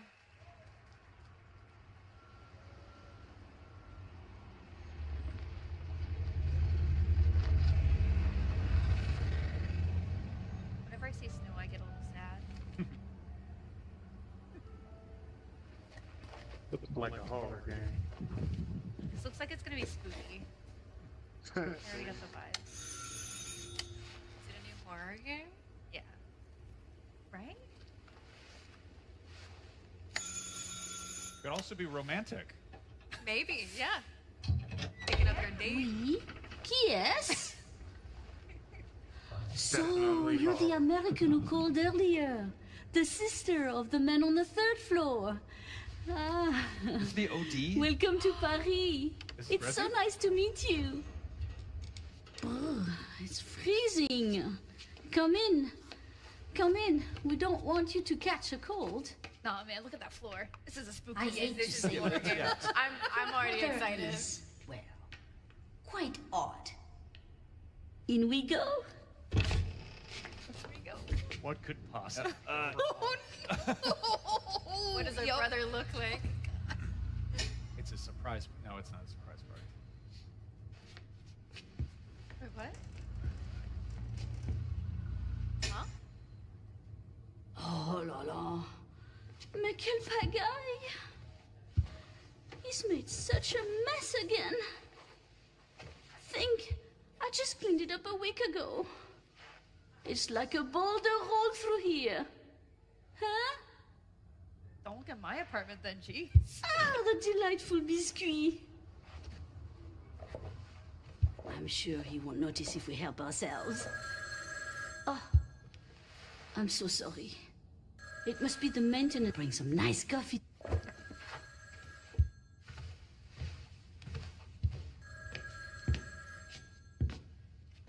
I don't know if I want to be alone in this room right now. Yeah, I'm calling her.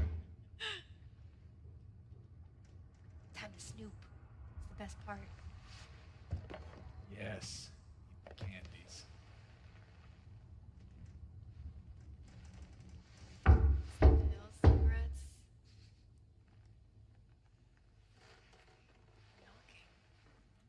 Go. Don't answer it. Come on. I'm just like, Is this? Or maybe who's there? oh, no. Miranda, cover your eyes. And here I am leaning forward. Someone please go get me one of those plushes. Someone go in the settings and make it third person. No, don't go. See, it's nothing. Oh! Is it?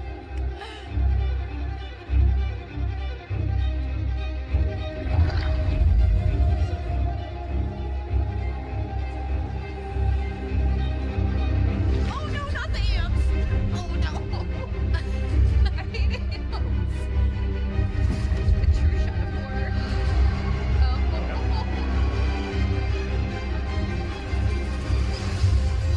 Don't move. Go to Redfield.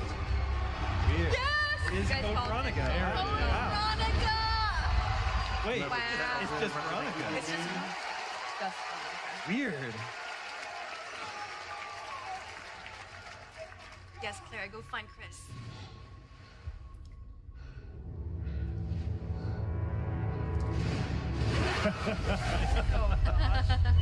Next No, year. we need 27. That is so cool. The Capcom folks do know how to cut a trailer. They're rolling. I love They're it. just on a roll, but also, got a no strong way I'm playing that game. Capcom on a roll. What a way to kick off the show. It's so cool, Resident though. Evil Veronica revisits a classic title from the Resident Evil universe, reimagining the experience for today's players.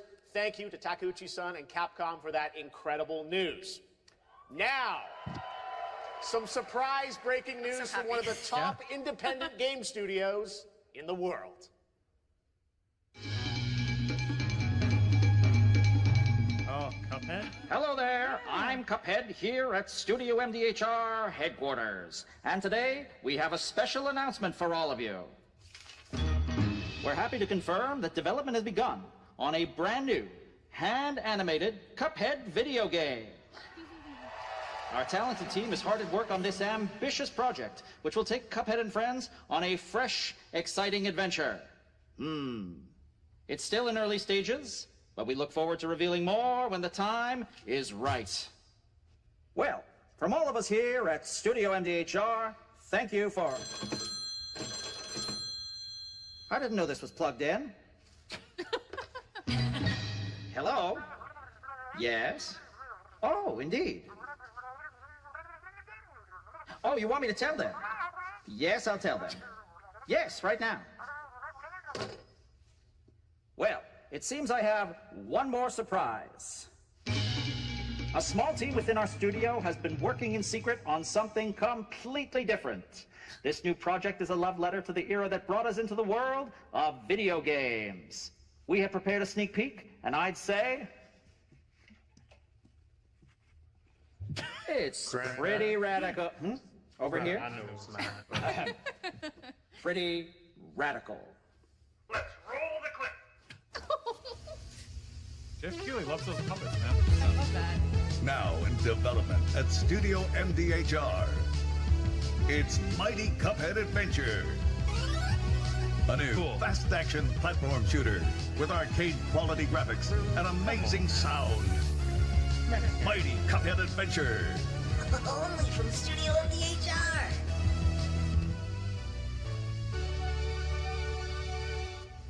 Love it. Makes me very, very happy. Looks so good.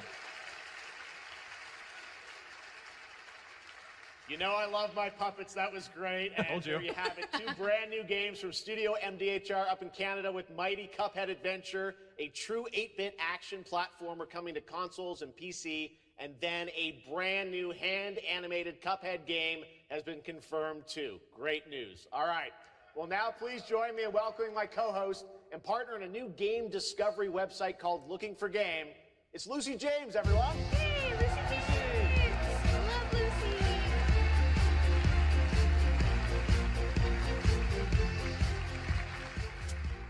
Thanks, Jeff. I am thrilled to be back here at Summer Gamefest, and I'm excited to share in so many incredible announcements. Now, this next one is very special for me. It's a game we've all been waiting to see for a long time.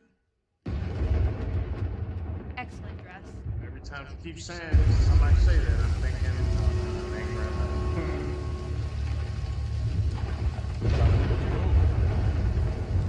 Isolation 2? I think you might be onto something. There you go. Oh.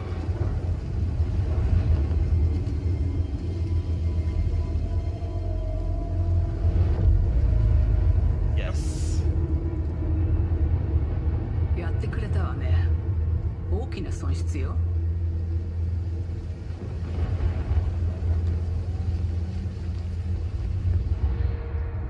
こんな失態を見逃す会社ではないの。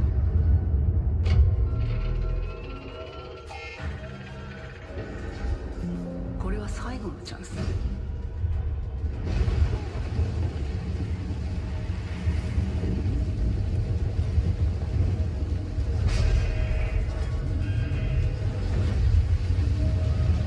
Do you understand? Yes. I understand. Is this an alien game?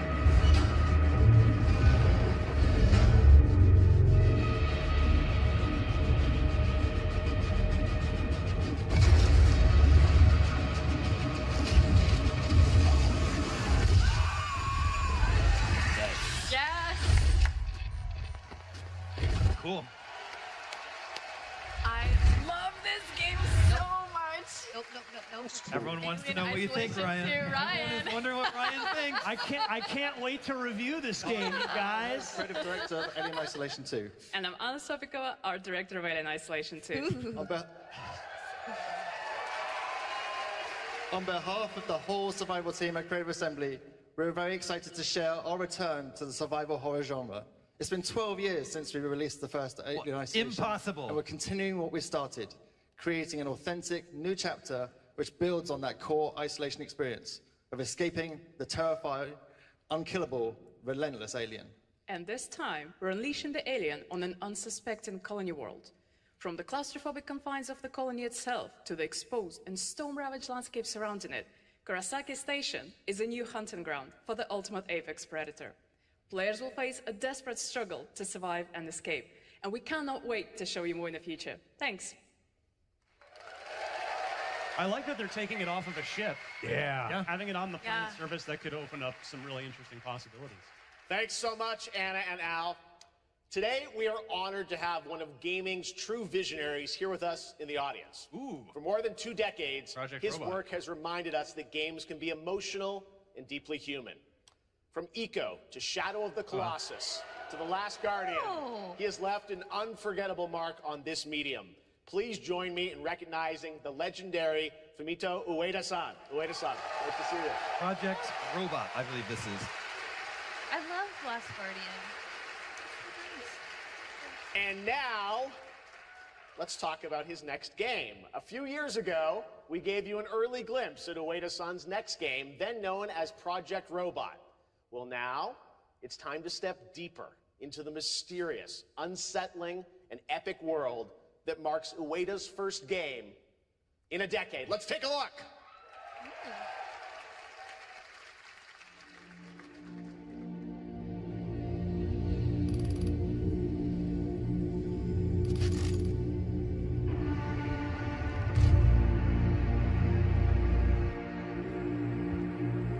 Right up back, heading up to the bathroom.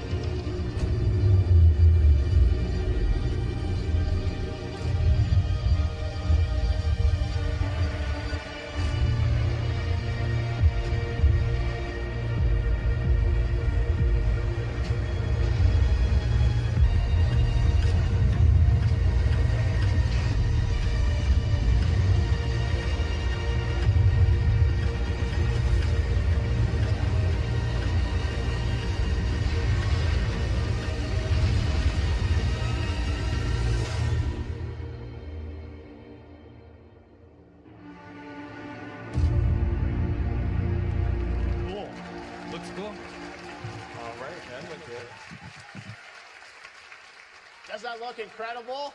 That looks beautiful. All right. Oh. I cannot wait for Gen Atlas. He likes Thank to work you, at Ueda-san. scale, All right, well, really next we giant. travel to the Yeah, east, set to pieces. China, circa reminded me of 848 Blade AD. Runner, Blood Message is a cinematic single-player action-adventure game from NetEase. You are a messenger who embarks on a perilous eastward odyssey with your son, fighting against impossible odds.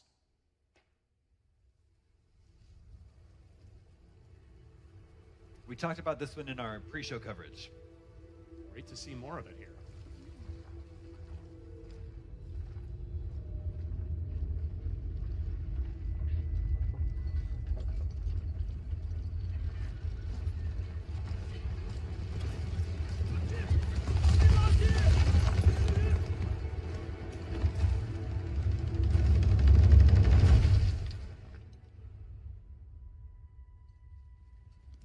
西始于吐蕃50余载，意其分歧，却从未有人坚守如我等之久。今日天枪大捷，以寡破众，背对着当即首功。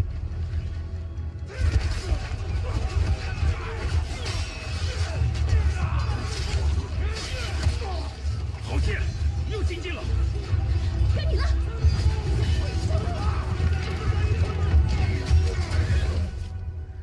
And if that's gameplay, yeah. 说，只要和西归堂，你不打仗，也能守住我们的家。I think graphics are too good, you know.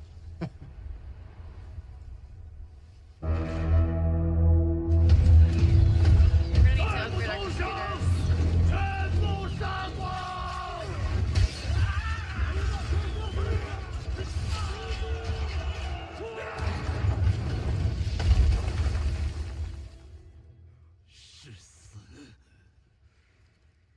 All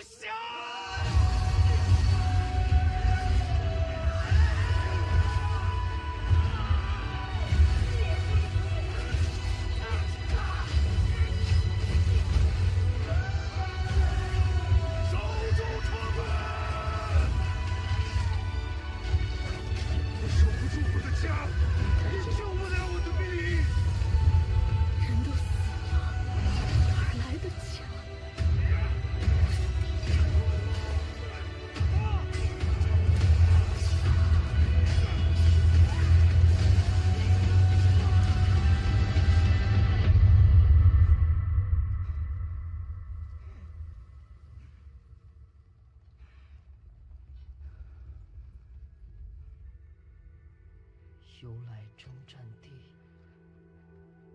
不见有人还。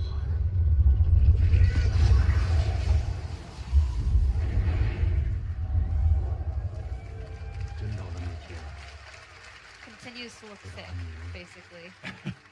还有像阿宁一样的孩子们，就再也不用怕没有家了。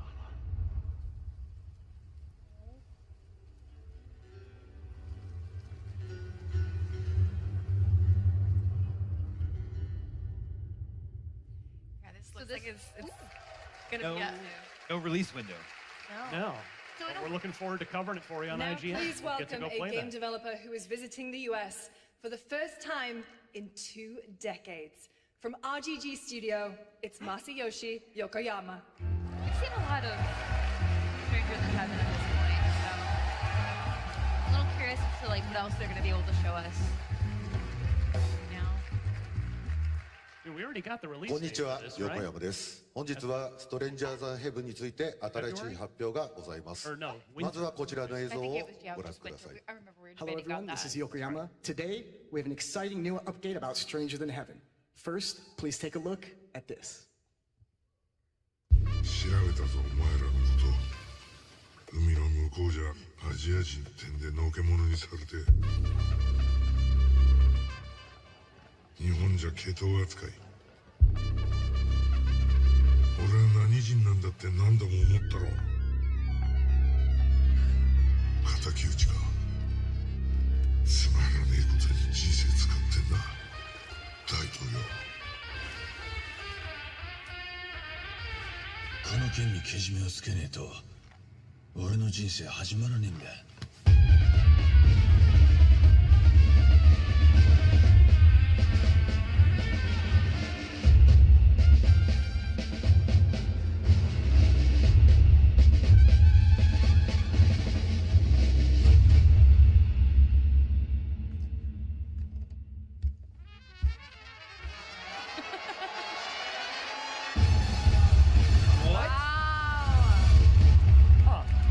Oh, okay, so January. That's first big game of the year for next year. That was, yeah, that wasn't on my big Nice. card. Well, Yokoyama, we got a lot to talk about. But first of all, we have a release date. 本作の発売日は2027年1月15日となります。そして先ほどのトレーラーには新しいキャストも情報が含まれていましたが、その件に関してはこの方に語ってもらいましょう。 Stranger Than Heaven will be released on January 15th, 2027. As you may have noticed in the trailer, we revealed some interesting new cast members. To tell you more about that, I'd like to bring out a special guest. Tupac. Oh!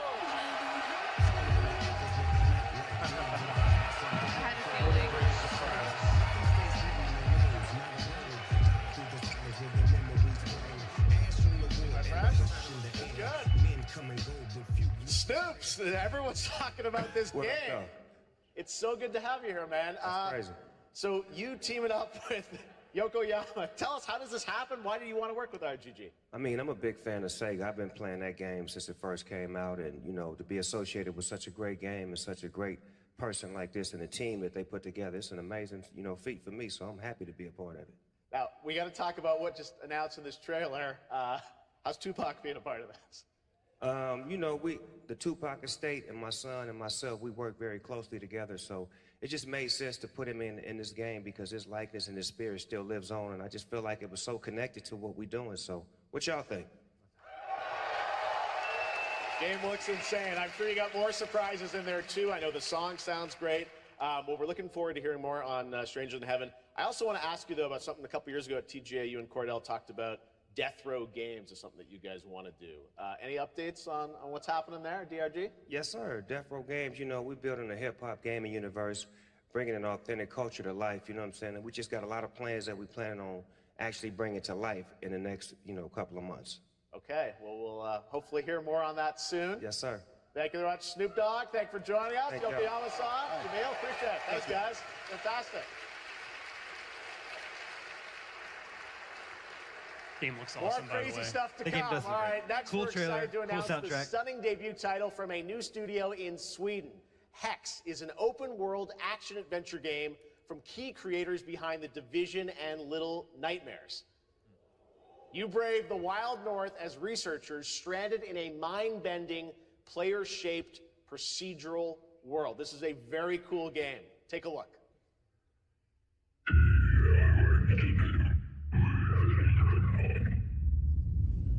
What did you say? I didn't catch that. It sounded like a stomach grumbling a bit. Ooh.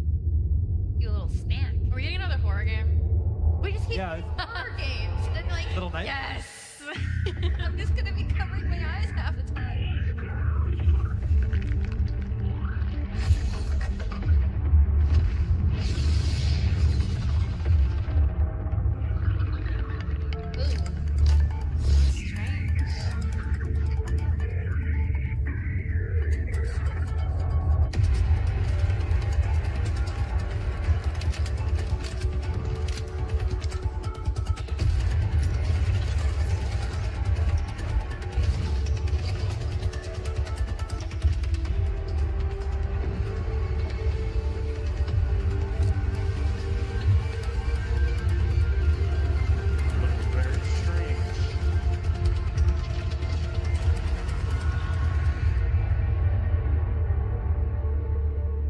So a co-op game then?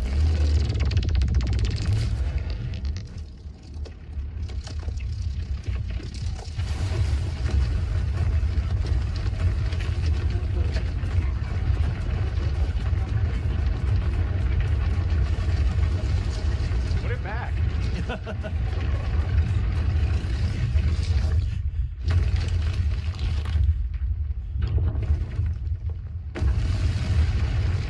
How do you know it would stop there? Okay, so like three Cool. players Nice. running together, explore these like things that you build. I can't wait to see more from Hex. It looks absolutely stunning. We have much more SGF to come, but first on June 14th, Dead by Daylight is celebrating its 10th anniversary. Watch this closely because here's a little tease of what's ahead.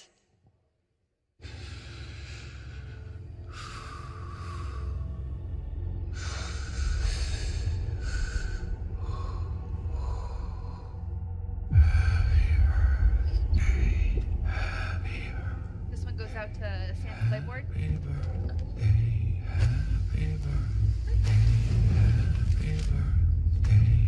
Not that, never mind.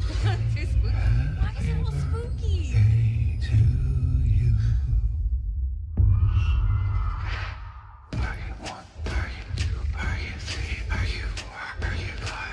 Is it it?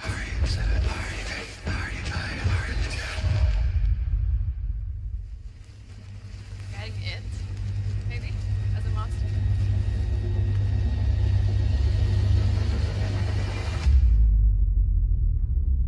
How old are you now? June 14th, isn't Do you know what that was? Like what? kind of scary. Yeah, but I had no idea what else was going I on. don't know what like guest character that's gonna be. Yeah, I was thinking it was maybe it. That's what I thought Yeah. first too, but.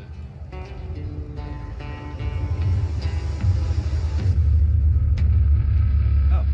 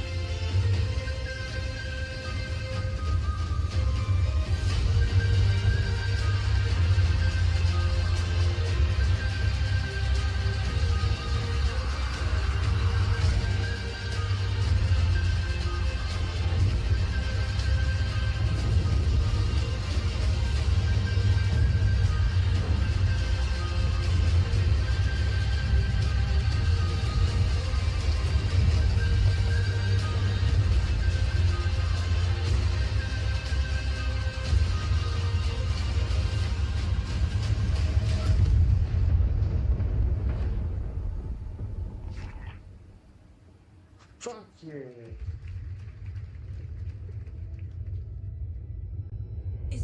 dangerous. Edward. Privateering. Black Flag. Is it dangerous? Black Flag, yeah. Assassin's Creed, yeah. Yes, about to say, I think. Wouldn't pay so nice if it weren't.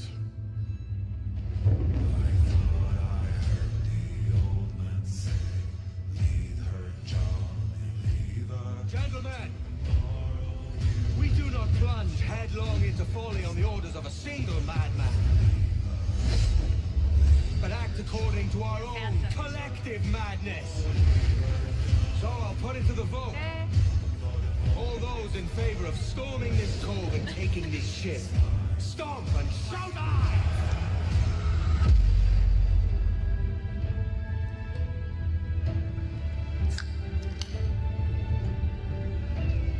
Can you feel it, Addy? We're moments away from the grandest prize of all. After you, Captain. Path ahead is dangerous. Don't save me a spot in hell, Shelter. Path ahead is dangerous. Don't save me a spot in hell, Shelter.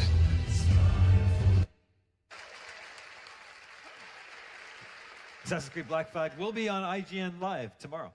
Excellent. Welcome back to SGF. That was Assassin's Creed Black Flag Resynced, which is arriving July 9th. Now it's time for the announcement of a game that reunites one of the best action game developers in the world with a legendary franchise.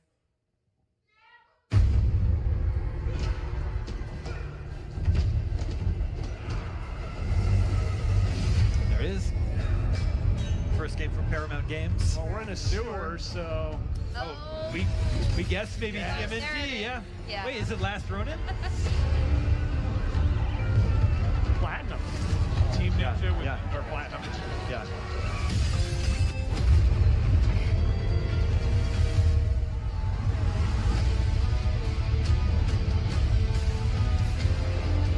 There's the song.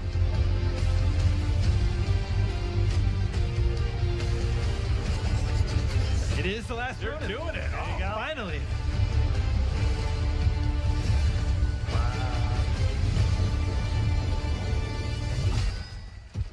I think Platinum's a good pick for that. Oh, cool. Team Very Ninja cool. would have been more obvious, but Platinum is also good. You guys having fun yet? We are just getting started, believe it or not. All right, well, that's another TMNT game from Platinum Games. And I cannot wait to learn more about Last Ronin. Now, please welcome two-time TGA loser for Expedition 33 and Final Fantasy 16. It's Ben Starr, who voices the Visitor in Fortnite.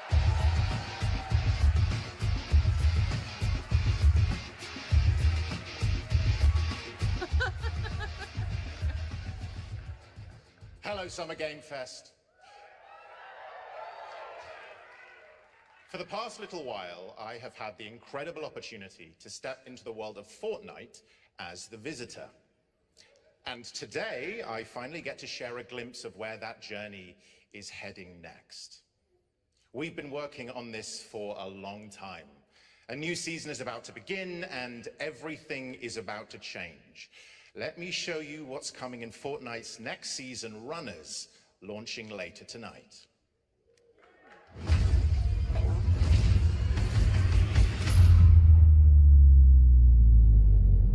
The hunt for power breeds chaos. And that chaos is spreading with these sprites. Creatures born from 0-point energy. They can make you stronger, faster, more dangerous. No one can resist that kind of power. So we must secure them.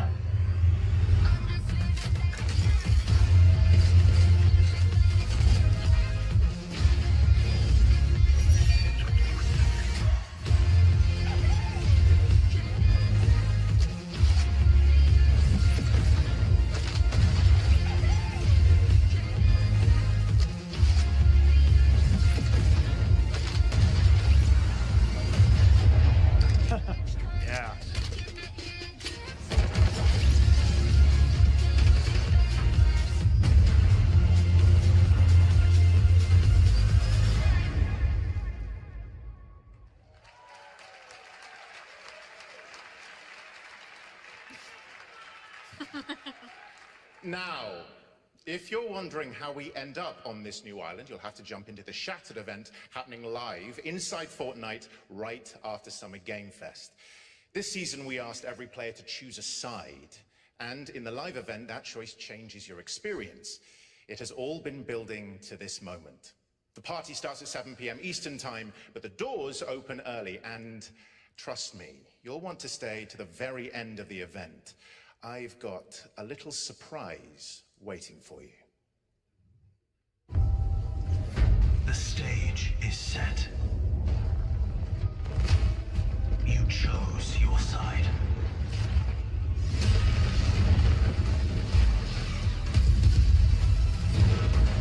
This ends now.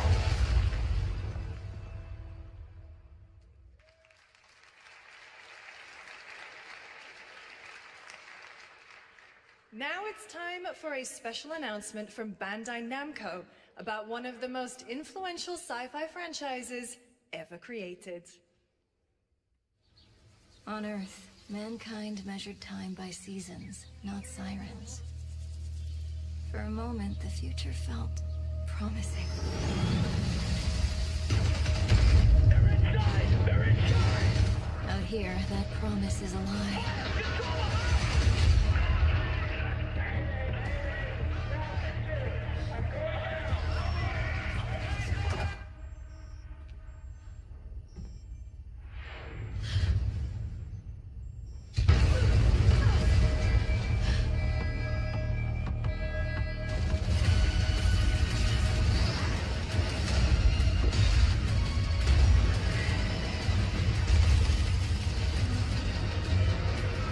Every breath taken is inside an armored shell.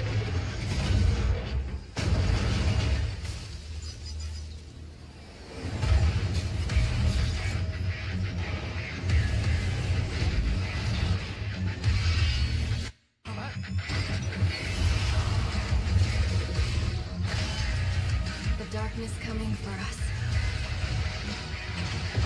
It remembers one man. The pilot. There's some gameplay.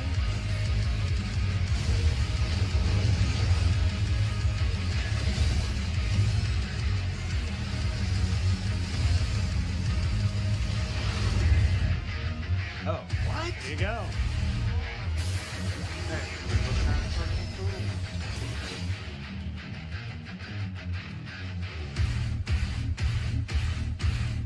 Find me. Aro. I'm here.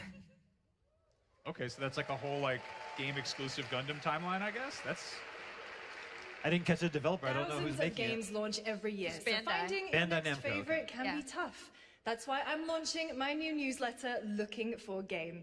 Thank you. I'll be curating and selecting games that deserve your attention every week and sending demos and exclusive playtest invites straight to your inbox. Head over to lookingfor.game to sign up with player.gg. Speaking of fun, unexpected games, this next title comes from a solo developer, Adrian Mulero from Spain. It is a co-op physics game about two geese and one very fragile egg. Okay, Lucy, ready to be a parent? Sure. It's a Max Scoville game here, I can tell. Be careful with our little baby. It looks like Goose Game. Don't drop it. Yeah. Be careful with Fun co-op game. No arguments will ensue from this at all. Careful! To left! Is it co-op? Oh no. It has to be. Okay, new plan. This is a good one. Are you listening to me? What is this? It's way too hard. Watch out with our baby. Yeah, just focus. Really hard. Oh gosh, that looks really hard. Maybe if we look for some more people, it would be easier.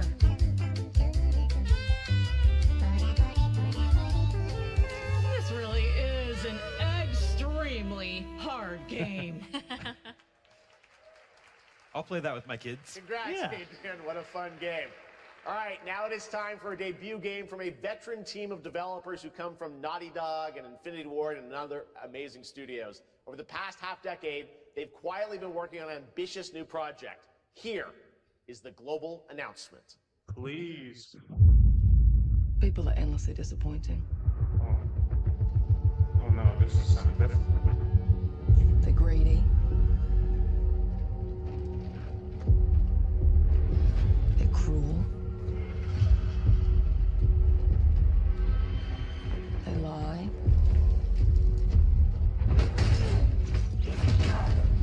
They're bullies. Hey, Stokes? Yeah, I got one of them.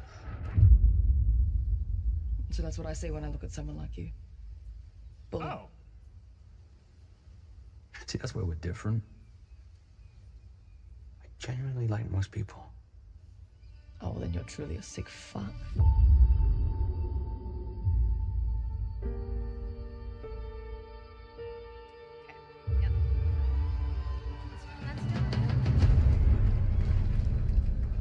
We need to move. They'll be coming for you. Coming for us. You're not one of them anymore.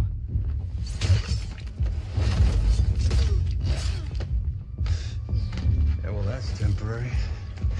Just like you and me. You guys don't understand the real threat.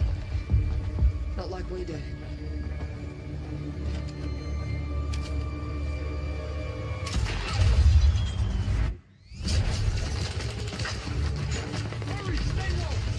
If I go to work with my enemy to survive, so be it.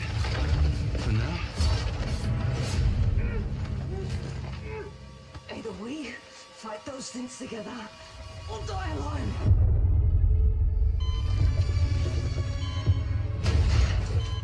I have the phone. No. Do not touch him.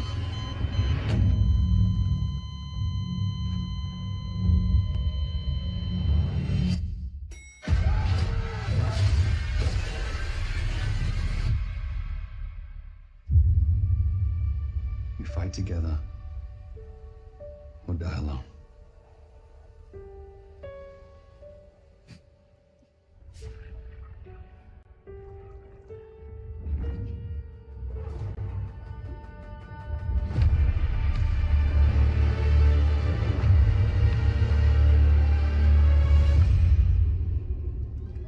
All right. Amazing.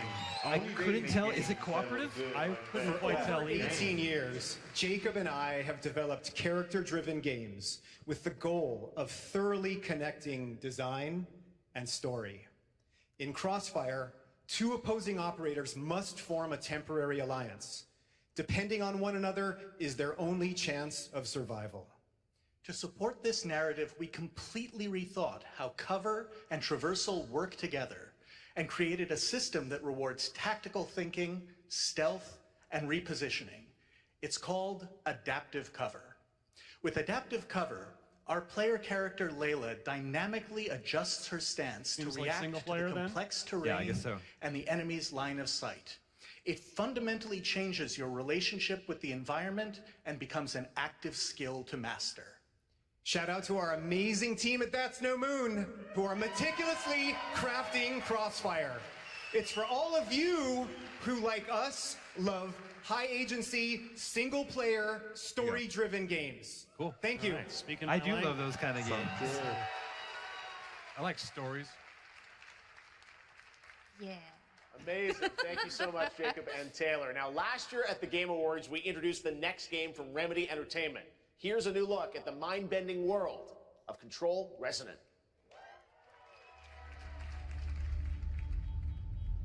It's been 7 years. The oldest house has fallen. Everything we tried to contain is now loose in the streets of Manhattan. This was caused by a new type of hostile resonance. It is beyond anything that we can currently measure. It's all quite terrifying. And fascinating.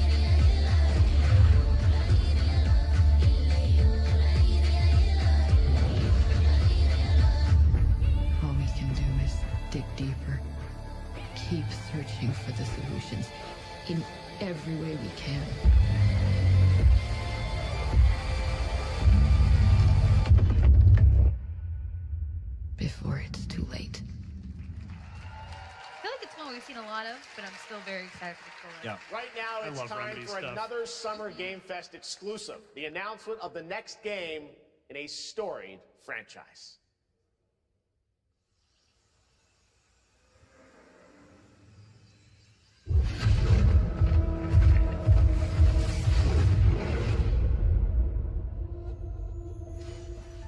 We all have our own reasons for coming to this vast frontier. But for our guild, we who protect this land, one reason stands above all. Hey, that's us.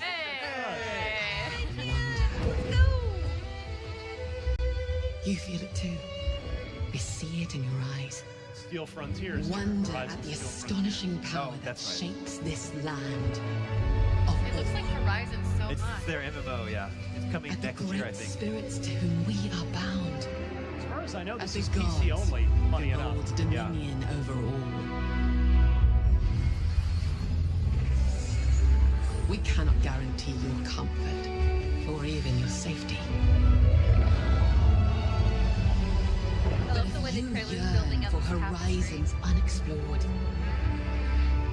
for fellowship and purpose, for a cause worth dying for. To you, we can promise magic. Oh, never mind. Forget what I said. Okay. Oh, it's Guild Wars 3. Yeah. I like the way they did the logo for it. Pretty. Wow, that looks beautiful. Ooh, beta. To everyone watching both here and live online around the world, I'm Colin Johansson, the studio head at ArenaNet, and I want to thank you for watching the exclusive first look at our upcoming game. The time is right for the next evolution of the MMORPG, and that game is Guild Wars 3.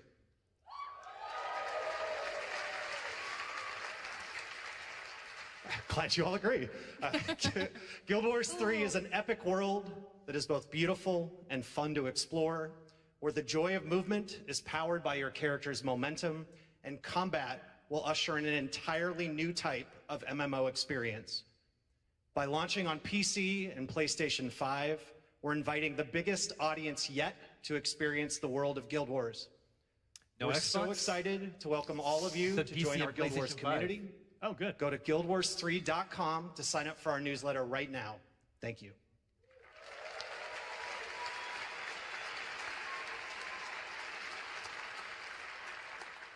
Thanks, Colin. Get ready to blast across the galaxy with daring races, dangerous rivals, and some very familiar faces. Hopefully. Star Wars Galactic Racer. is coming this October.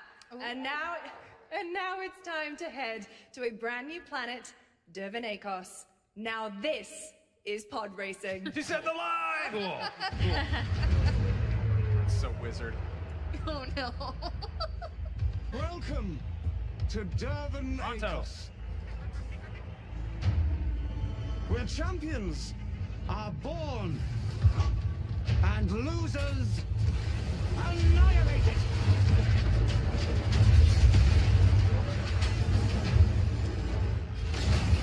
Yeah, this game's gonna make me go back to racing games. Yeah. Friends amongst our fellow league pilots. Racers don't go head-to-head against Sebulba. Legends do. They are not your friends. I've seen you at Kestar's side. Stay out of my way. Oh, this is the dream shape.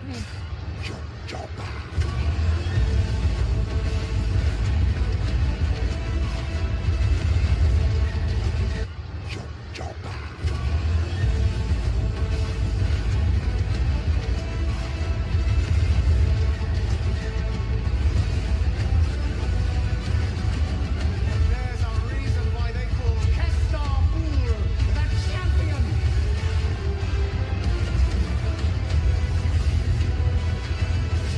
The golden age of the Galactic League begins now.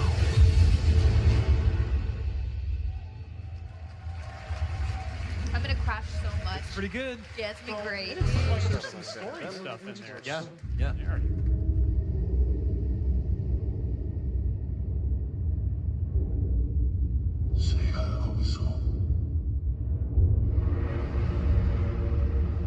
Abyss, I think this is called. I played this at SGF last year. It was very good. Yeah, End of Abyss.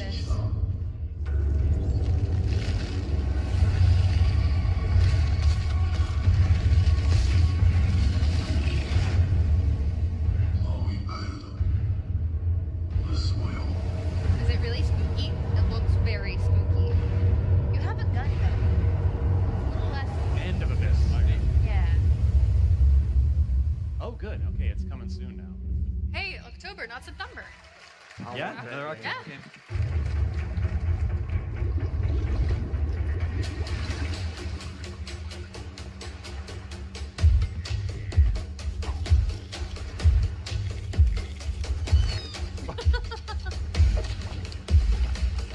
This is rad. What the heck? Oh. Where's this going?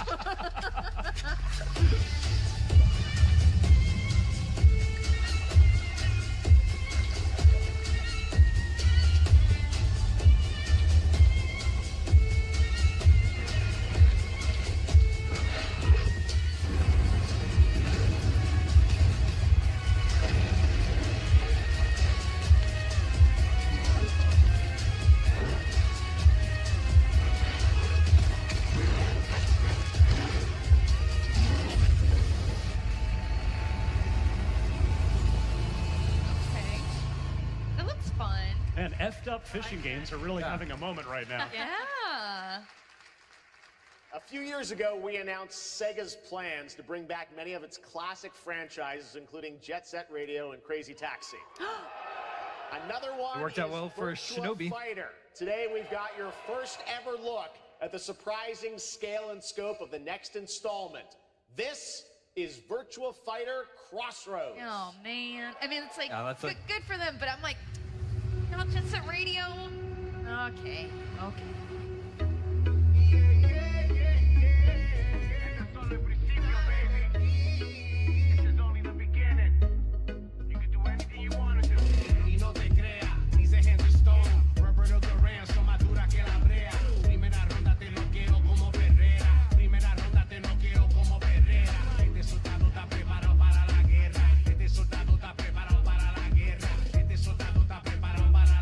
Are we talking about your ex? Hey, I've got an idea for you. Hey, Asiello. Bet you're hungry after this morning, huh? Same as usual? Your sister's really taking this whole job thing Max, do you seriously. want a little Yakuza in your Virtua Fighter? I know. It's the same engine, yeah. This Yeah. is rad. They really weren't kidding about this being a fighting town. We're all fuck-ups. Otherwise, we wouldn't be living in Villa Sapara.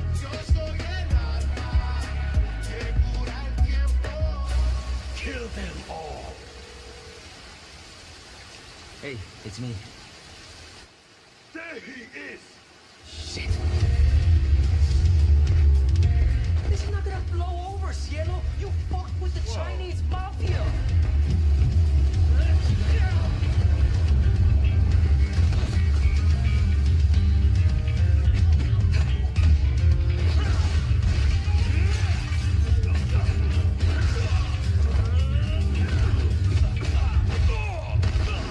One more move and I'll cut her fucking head off! All right, just take it easy.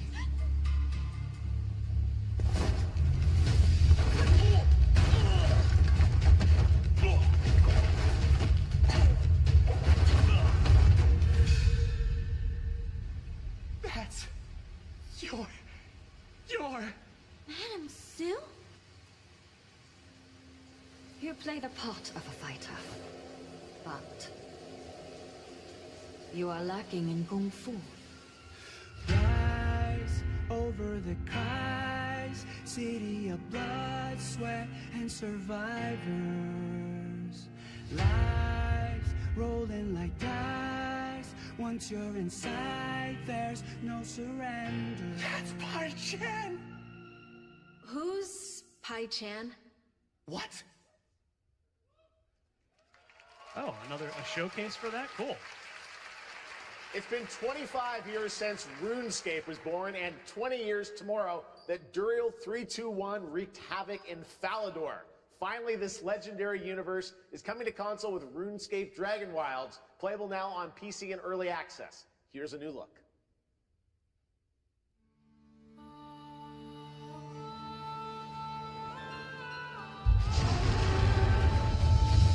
Few survive the land of dragons. But some seek more than survival. They fight. They adapt. They build. They stride boldly into the unknown, claiming dominion and forging their legend.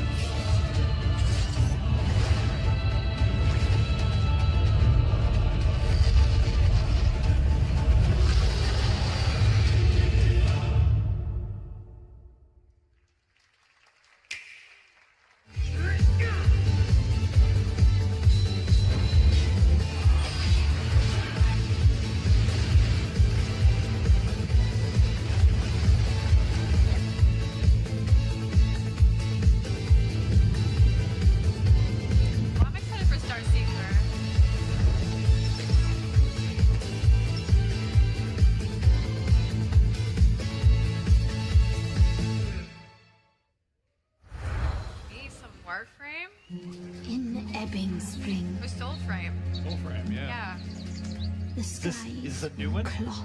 Or is this already out, or is it? Our shedding seeds made piles of rot. Odion's cast with tempers rare. Red minnows squirm in tainted clay. Three virtues known, not all we cast. For wrath and doom and death.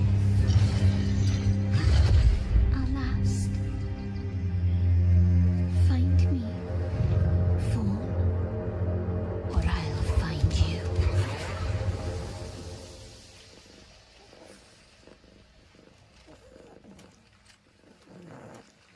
Any game with animal companions, I'm already on board. Yeah.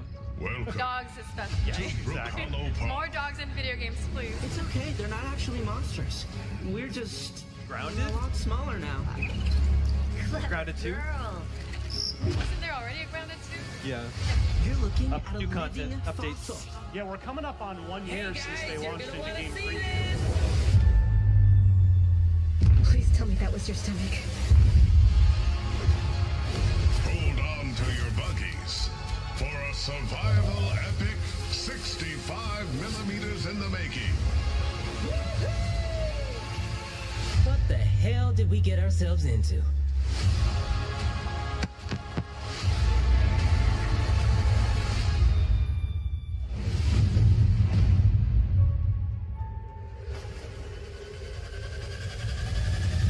Oh, there's that PS5 logo on there at the end, Ryan. Makes sense. It's the time is.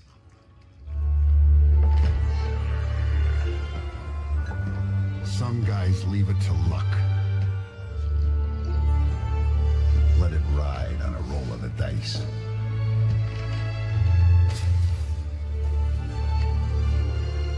Not me. You can have all the luck in the world. But what matters is the choice you make when the cards are on the table.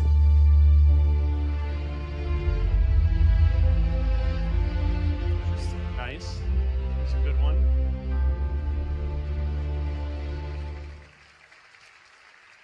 Did they say when that was coming? Yes, that August was indeed 14th, I a believe, young is the date on Don there. Salieri from the original Mafia. Man of Honor expands Enzo's journey in Mafia: The Old Country this August. Okay, can you imagine working on something for 16 years of your life?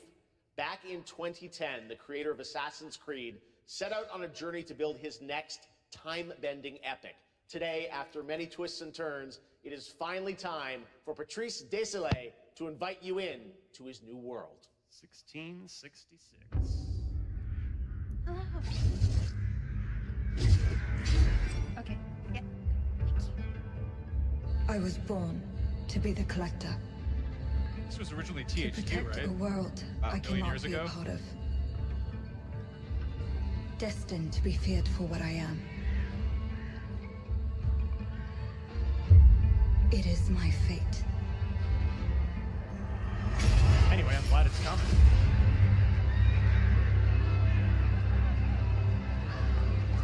I have devoted my life to facing death. Those granted the power to raise souls. Those corrupted by their gifts. Tilting the ancient balance toward cataclysm. Cats and witches, let's go!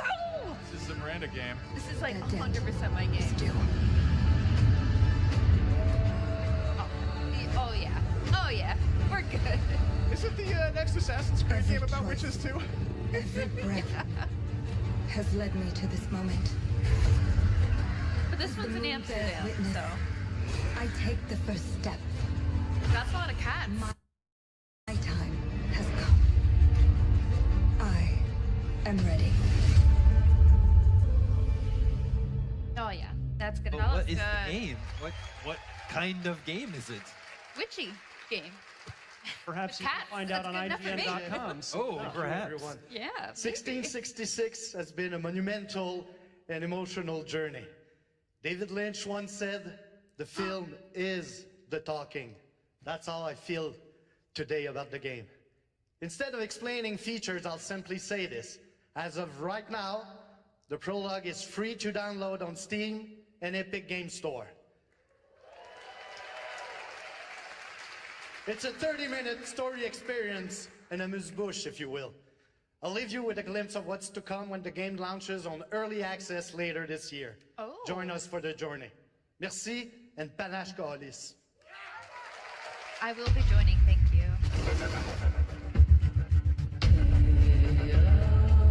You can see the cat. Miranda, are you gonna be backstage playing this?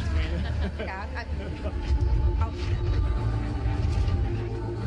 Oh, here we go. There's some gameplay.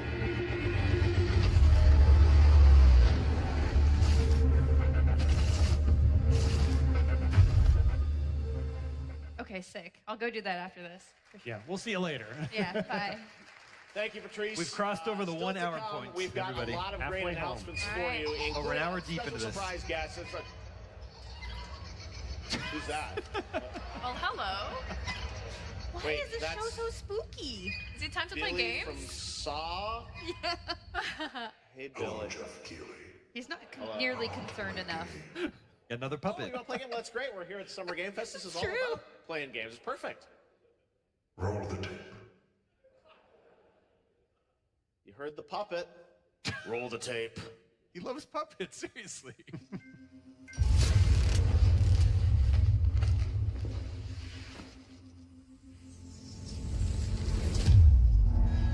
100 years have passed I have never seen since the a Saw genesis movie. of your legacy.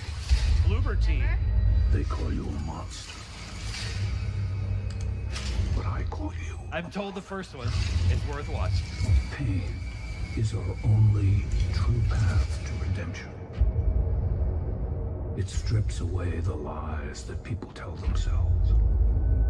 Only then do they get to see what really makes them tick.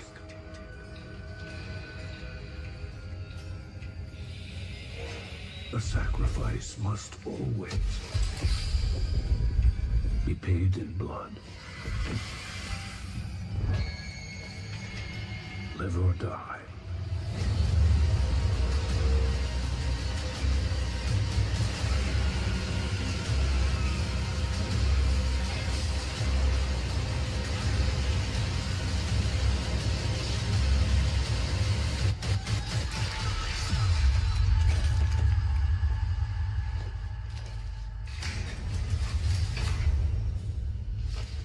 Your book, bound in blood, inspires those who are worthy.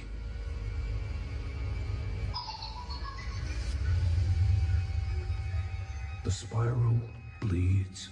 3v1 multiplayer horror game. Wow. I was wondering, But from they who? Who's make? The logos are too small. yeah, Uber, okay. yeah. By daylight, but still. Yeah. With how that was set up, I was like, it seems like you're kind of showing that you do this to people. Yeah. And I guess, yeah. Wild. Humanity's fate will be determined by one final sacrifice. Okay. Are ready to bleed, bearer. If it's Lords of the Fallen, is it now Lords of the Fallen 2? Yeah. The veil between realms is unraveling. Life or death. You alone will decide. Lords of the Fallen 2. Wishlist now. The first one was one of the first Unreal Engine 5 games to ship, and it was gorgeous. So That's right, Lords of the Fallen 2 It said is this also fall, coming to but no Steam release date. this fall.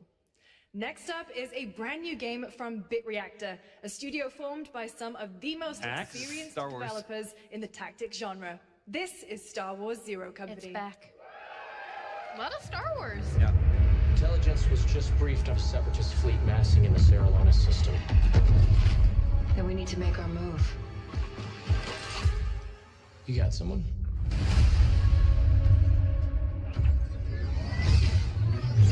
Zero Company. What do you got for me, Bennett? Port Silius. Coil's been spotted meeting with local gangsters. Find out what they're up to. I've been tracking Fathom for months. She's at the center of it all. All right, let's get a team together.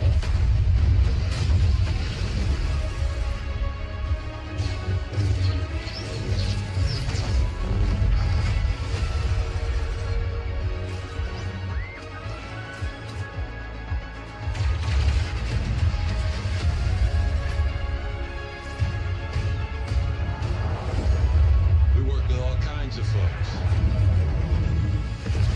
Ex-separatists, ex-noble, ex-cons, and we're better for it. We're almost there. We just gotta finish this job. There we go!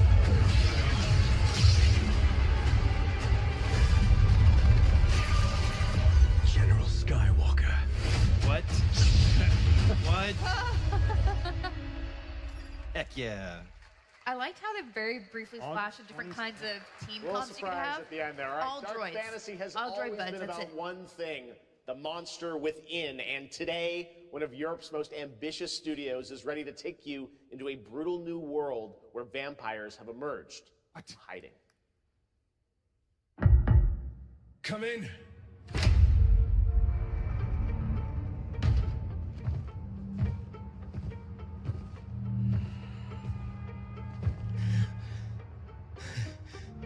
Oh, shit! The box. Please.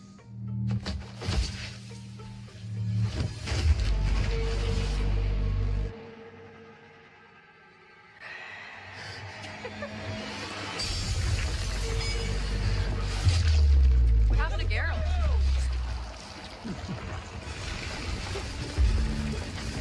Why is that guy staying there? Run, run. Fight or flight, man.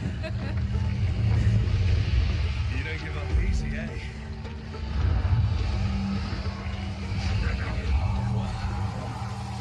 Neither do I. You certainly have reasons to hate me. My son, you've ruined my life. We crave the same thing. Evil? Am I evil? They adore me. You're a pawn in Brentius's hands, nothing more. This won't end well for you. I've done the unthinkable for my own family.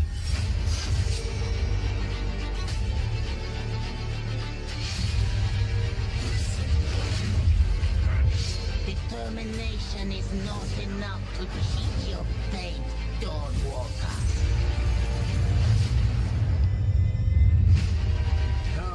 innocence. Did you drain dry?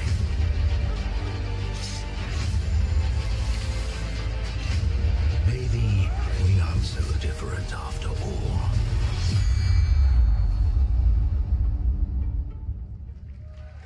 Wow, another one for early fall. One. Hello everyone.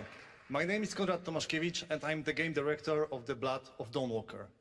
What you just saw was an invitation to join us on an adventure. Adventure through eras and cultures in our story-driven open-world dark fantasy saga. The first part, a CGI, shows where our saga leads to, a present-day adventure. The gameplay segment that followed is from our current game, and it's an origin story of Cohen. I hope you will have as much fun playing our game as we had making it.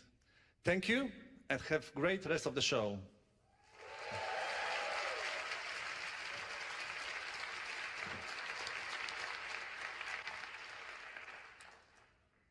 Thanks, Conrad. Next, the creators of Among Us have been hard at work on a new project.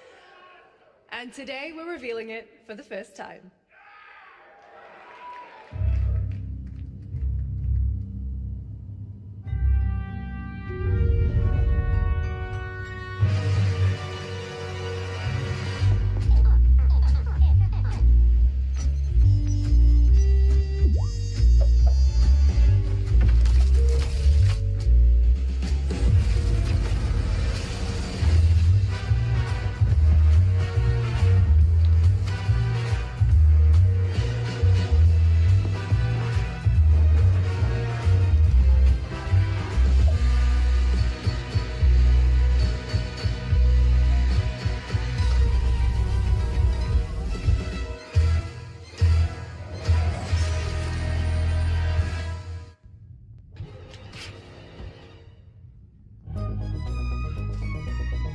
From the Among Us TV series, please welcome Yvette Nicole Brown and Liv Hewson.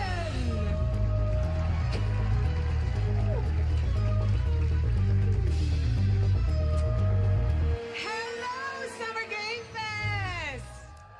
Hey!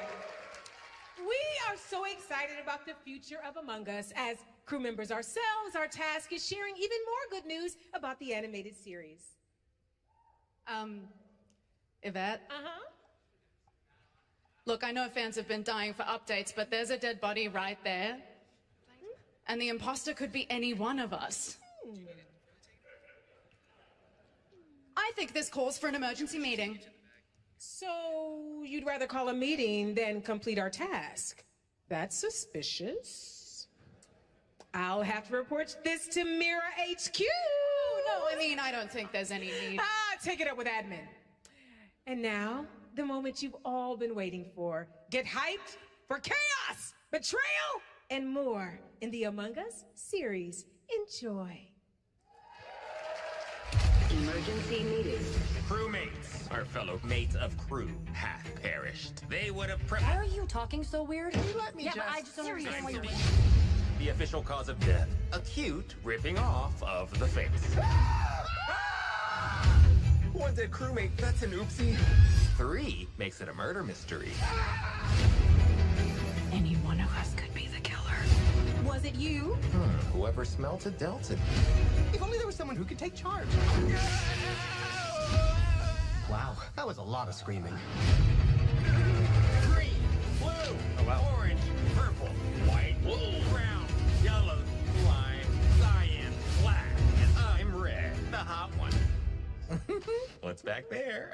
Oh, really? We have to kill the imposter! We're so happy to have you among us. Or is it amongst us? I always forget.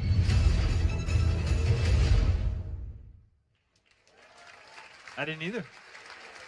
Would you believe me if I said some of our biggest surprises at SGF are still to come? Stay tuned. And it turns out there's more coming from one of this year's best reviewed games, 007 First Light. Yes. Here's a first tease of a new story mission coming later. Oh. Yes. Cool. We've received an urgent call from Aleph, James. King Bavma requests MI6's help with a matter most sensitive, and he's asked for you, personally. Our alliance with Bavma is fragile Lenny at Kravitz best, back. but If he has what he claims to have, well, M figures the reward is well worth the risk. Go back to Aleph and find out what this is all about. I'm literally Best going of to luck. meet him right now. 007. In the game, so I'm like, oh, okay. Yeah. I guess he's still running around.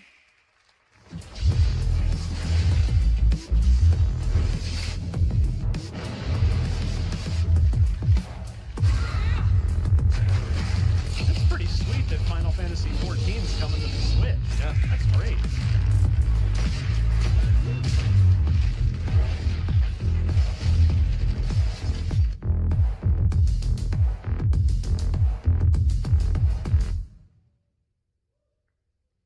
Brothers, the time is finally here.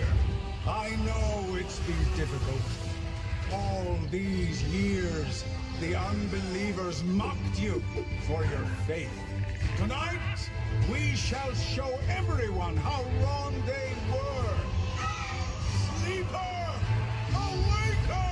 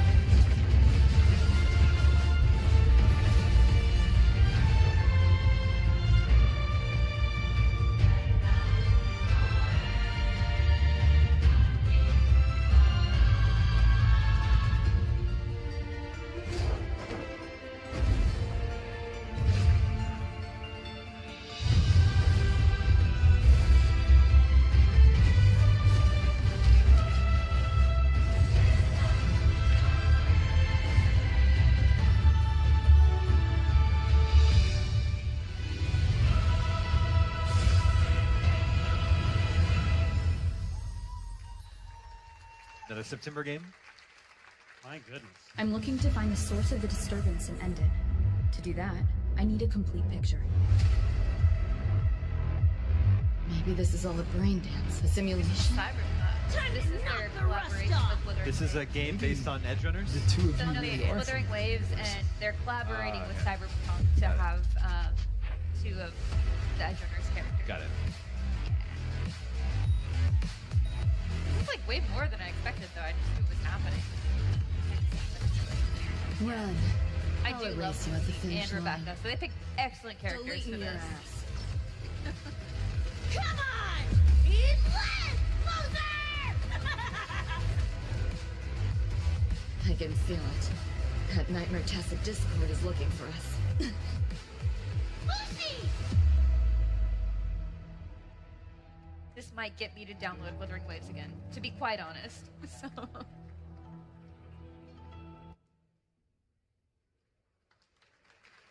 That was a look at what's ahead for Wuthering Waves and its collab with Cyberpunk Edge Runners on June 8th. Now, if you want to track all the games shown today, head to player.gg/SGF to see the full lineup and wish list your favorites across all platforms. Right now, it's time for news on a massive expansion coming to a franchise that has been on this stage before. Oh, hell yeah. Could this be? No. Thought it might have been Witcher 3. Cool. What? Oh, it's Monster Hunter.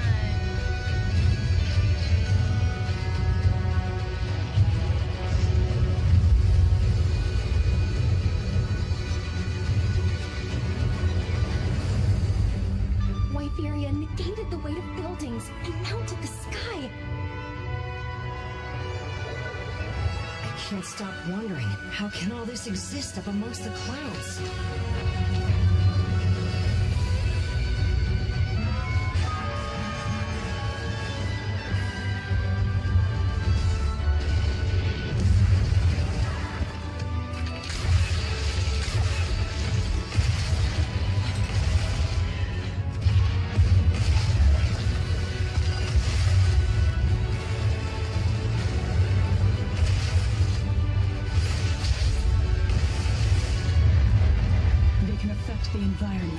just their presence. A moving natural disaster. Too powerful to tame. Too difficult to reproduce. Sounds like an elder dragon.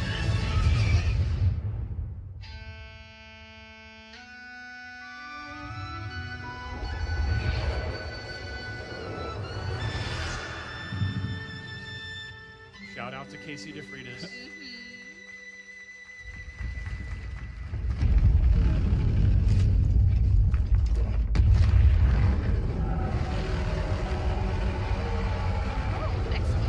Well, that'll be 2 years after its release. A massive. Massive. Okay.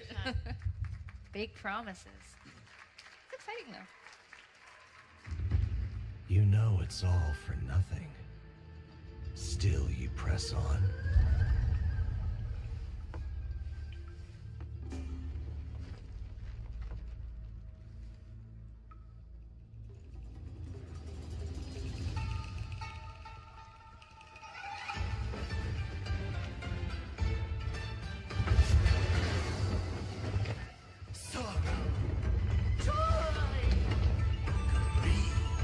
Obsession! Step in a dream! Howling gales, soul-raping squall! Sky-dwelling halberds from the vessel!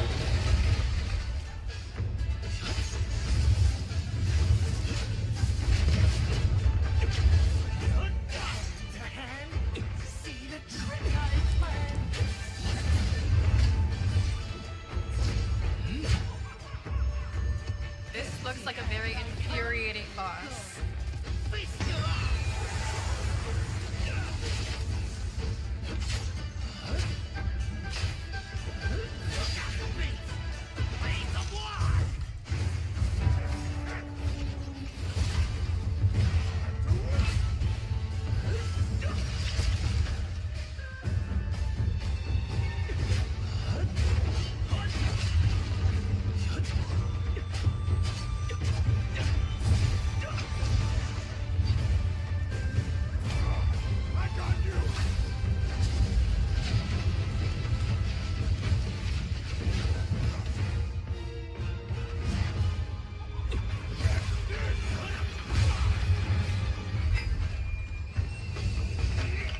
Disrupting my play?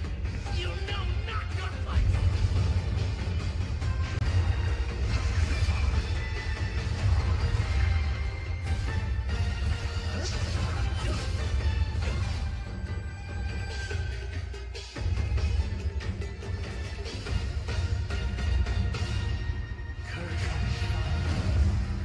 Dream is over.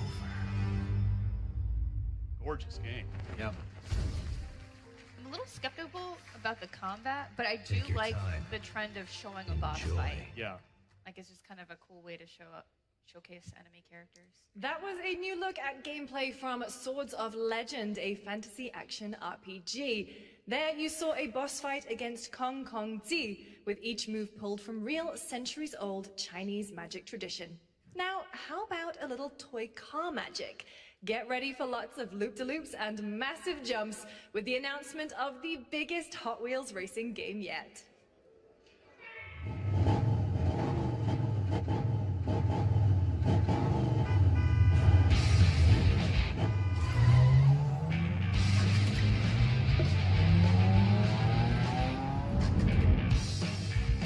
Oh, that looks really fun.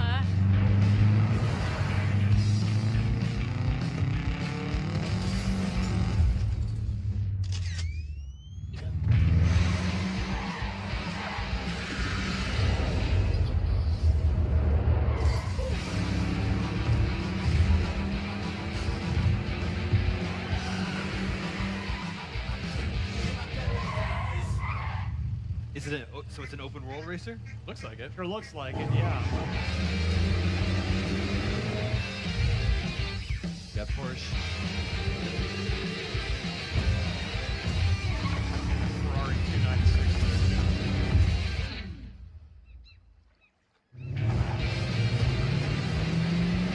Oh, sick.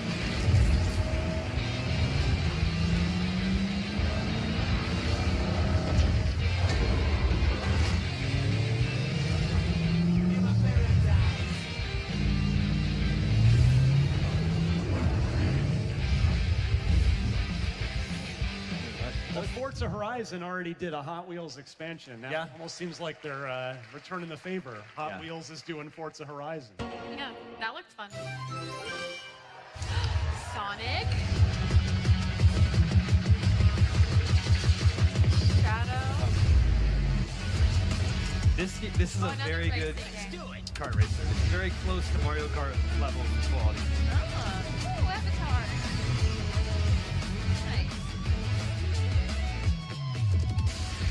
All right, who we got?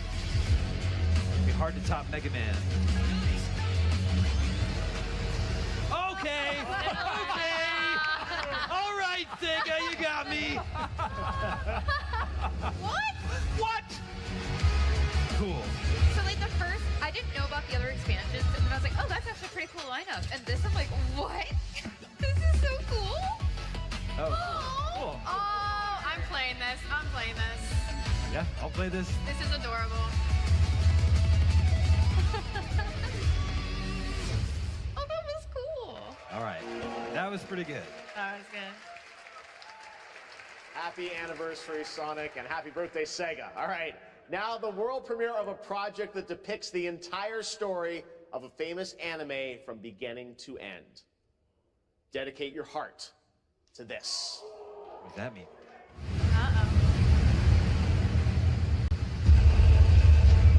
Oh, Titanfall. No, oh my gosh. Not Titan. Attack on Titan. Attack on Titan. Yeah. You say it's going to tell the whole story? From beginning to end, yeah, because the story's been over for a bit. Some of the games that they've made for Attack on Titan have been kind of a little wonky at times. But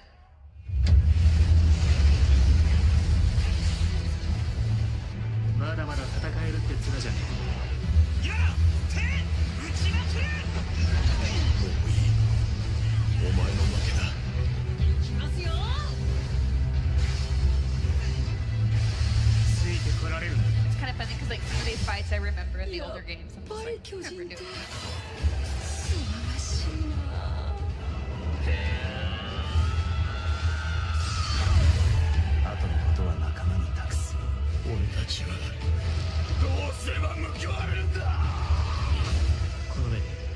I'm assuming this is a new story?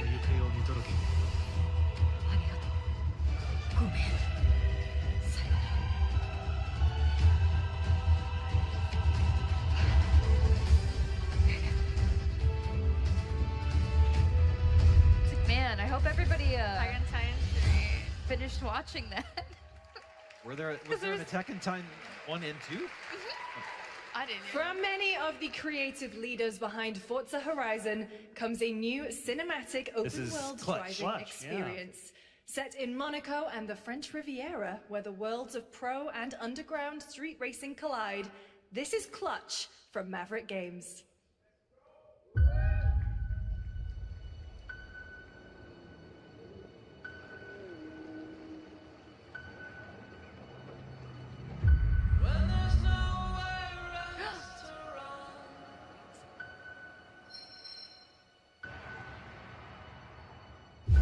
We have 2 drivers dead.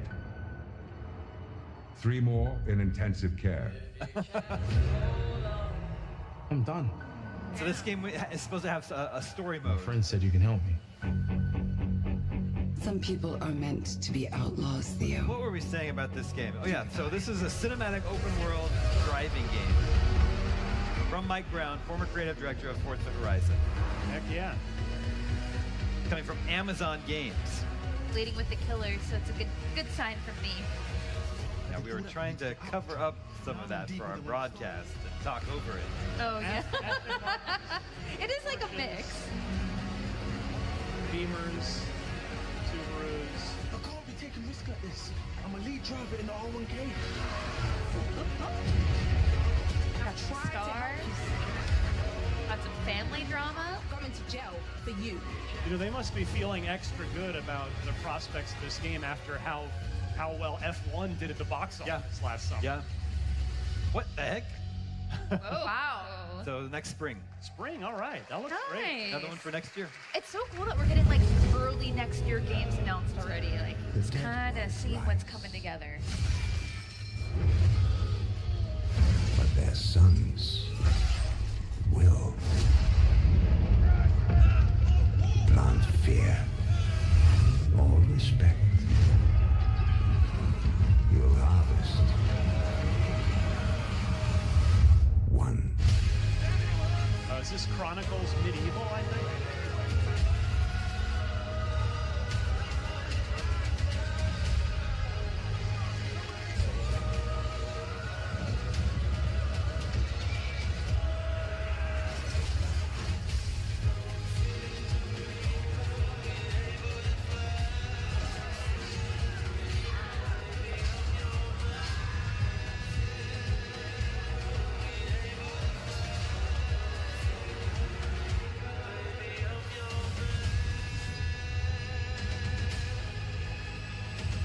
Yeah. Horse armor. Horse armor.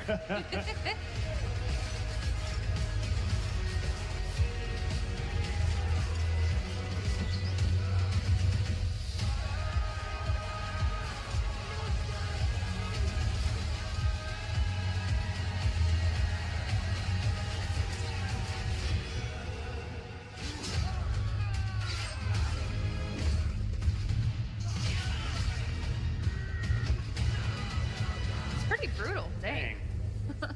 Wow. Makes me want to play Manor Lords. A little less brutal. So fun. We have lots more Summer Game Fest ahead, and trust me, you definitely will want to stick around. Right now, here's a new look at Sea of Remnants from NetEase.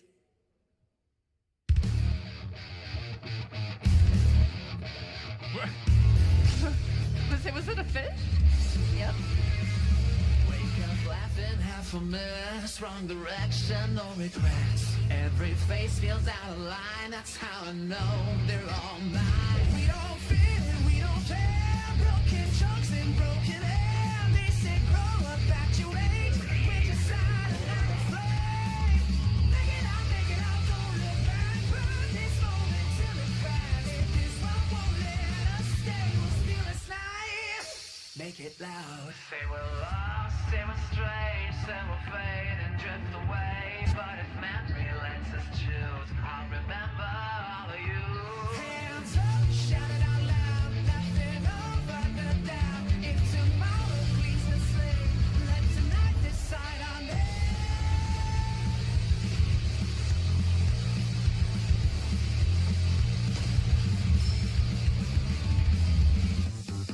Make it out, feel the hand. This 1 second, this is it. I don't need a perfect path, this is what we're rolling for. Make it out, don't look back, even if it doesn't last. If I lose it all someday, I'll keep this moment.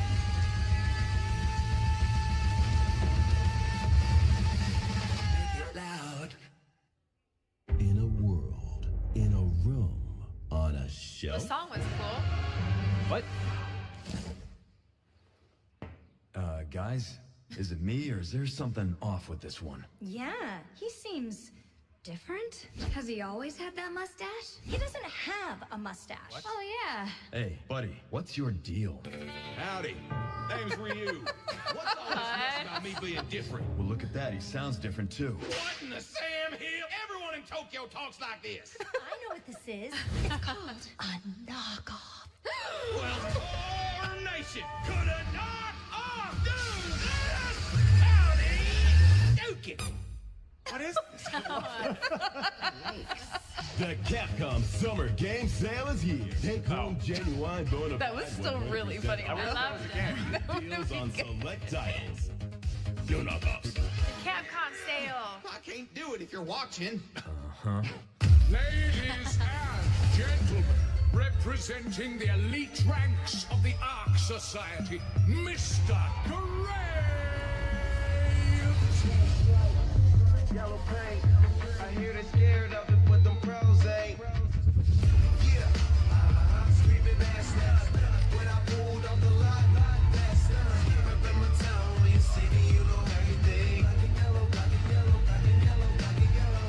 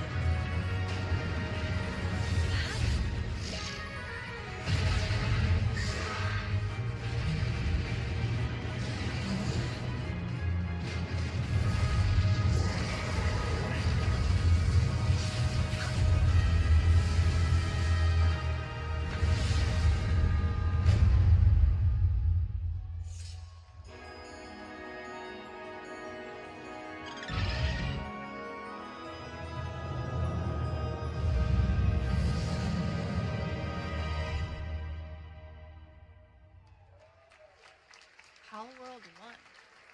What was the other one then? Palworld. It's been in early access. Oh, that was early Yeah, access. so now it's actually launching. Now, at the start of the show, I mentioned we'll have lots of new worlds to explore today, and the return of some long-awaited ones as well. This next game falls into that last category. What? It's been a long, long, long Elder Scrolls. 8 years. 8 years, 2018. Homicide. 6 total so far. Each Oh, case it's Wolf husband and Among Us. wife. What is it? Shredded. I can't believe this game's still alive. People are dying. Very happy though. Some monster is out there. I have fond memories of playing through the first this is a great stuff. game. The precinct is... You're the guy to call. Bigby. Sheriff? I'll have your job within the week. Are you living under a rock? You're a raging dumpster fire of a person. You're the reason I'm here. She's a detective.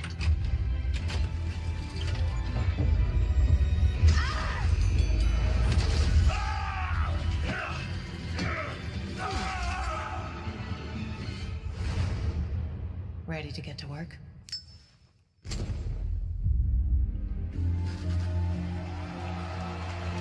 I'm gonna need to replay the first one. That's a good idea. Yeah, I kind of forgot a lot of the finer points of it. Oh. Oh, hey, made it easy. They might be thinking along the same lines here. Yeah. I know I don't look human. His lips are sealed, but I'm not helpless. See you around. I was wondering when you'd turn up.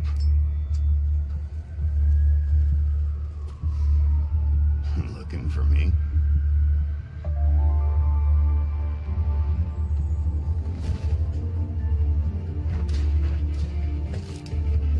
All right, yeah. I mean, it's been long enough. I want to replay it.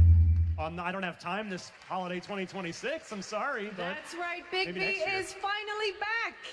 And as we wait for his new adventure in 2027, check out The Wolf Among Us remastered this holiday. Now, this next game comes from an acclaimed studio that is deep into development on its next project.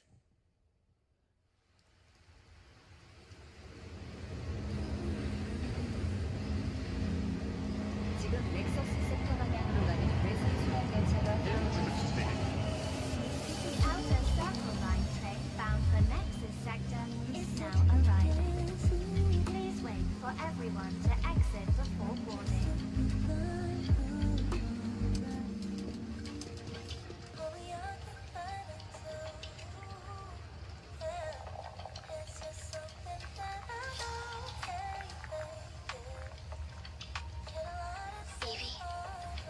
This is some sort of a cyberpunk. I don't recognize it yet. I'm listening. Is there a world where this is Stellar Blade 2? That's the beginning and end of it all. How about you try taking a hit? You're acting a little strange today. Oh yeah? It would, It's our first if it is, it would have a very different look than the original Stellar Blade. Excited? Stop saying weird things. Okay, take it easy. Quiet. They're moving. I love the aesthetics already. Yeah, they're very pretty. Initiating C3 sync. Ready, Angel. Roger, Kenna. Tracking. 출입문 닫습니다. Doors closing.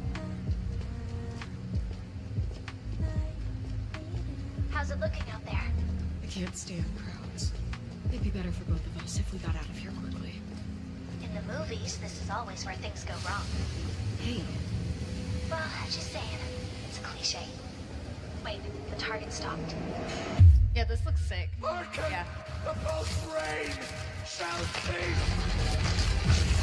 Oh. Oh.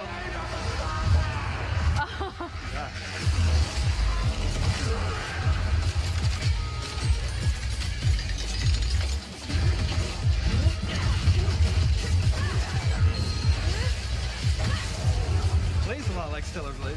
That switched up fast.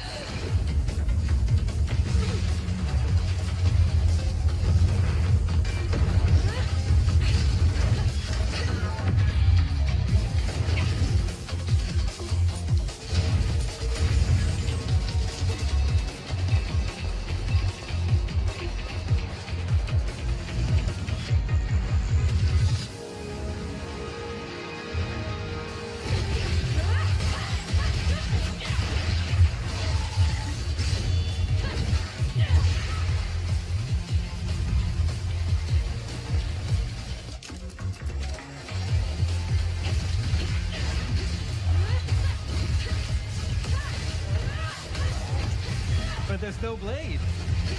But it looks sick as hell.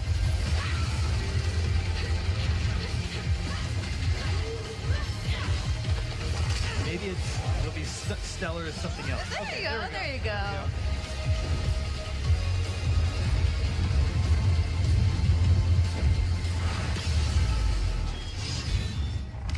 There it is. Yeah, I called it. Blood Rain. Blood Rain.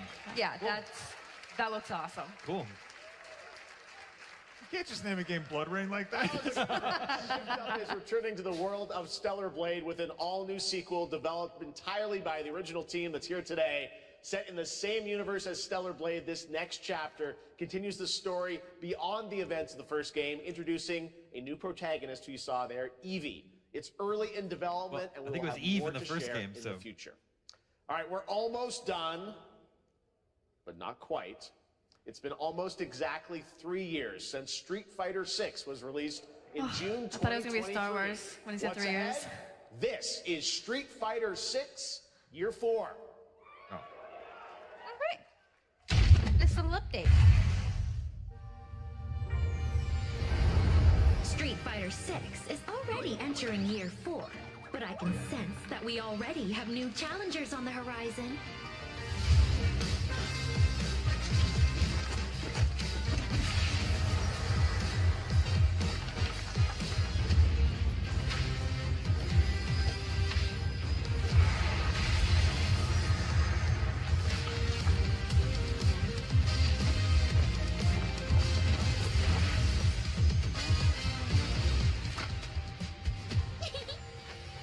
Fascinating.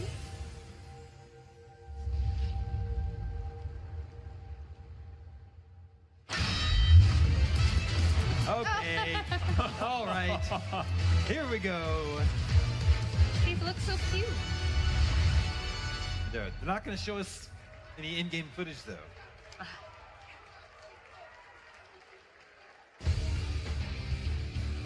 Well, maybe they will Please now. welcome to the SGF stage, Nakayama-san, director of Street Fighter VI, and Hamaguchi-san, director of Square Enix.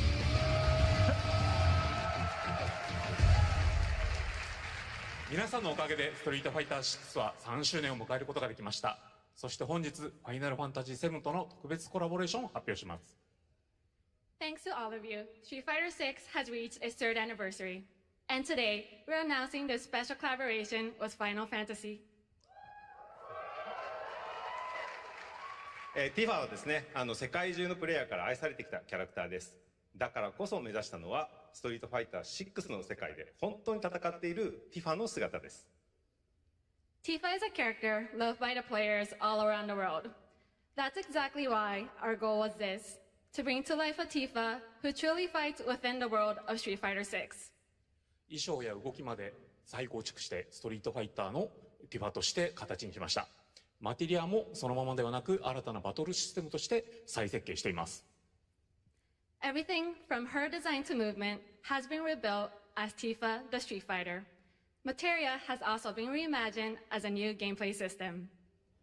そして今日はまだお見せできないんですが、ファイナルファンタジーの象徴的な要素もバトルに落とし込んでいます。We cannot show it today, but we adapted an iconic Final Fantasy element to the battle experience. ティファの戦いはまだまだ終わりません。ぜひこれからの展開にも期待してください。Tifa's fight is far from over. We hope you all look forward to what's coming next. ありがとうございます。ありがとうございます。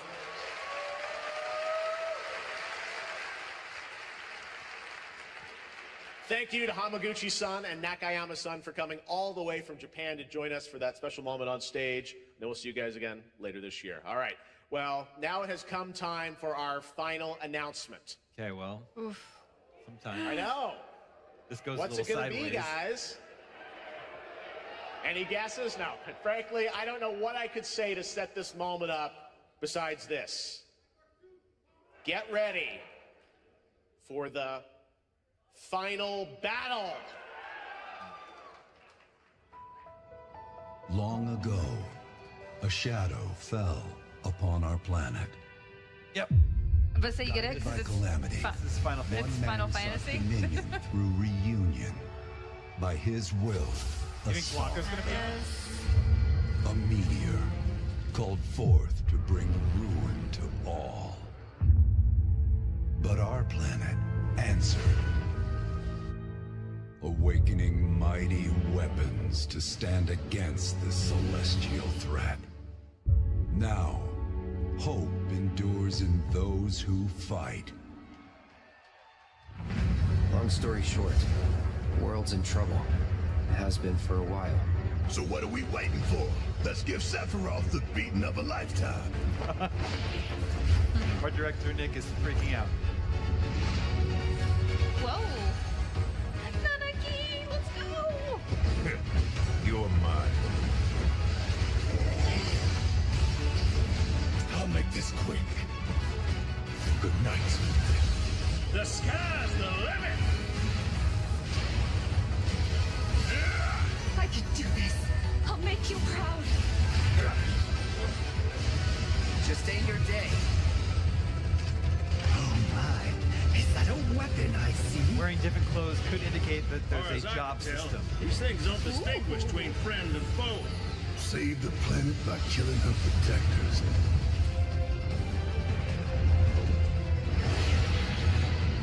Let us put your faith to the test, Cloud.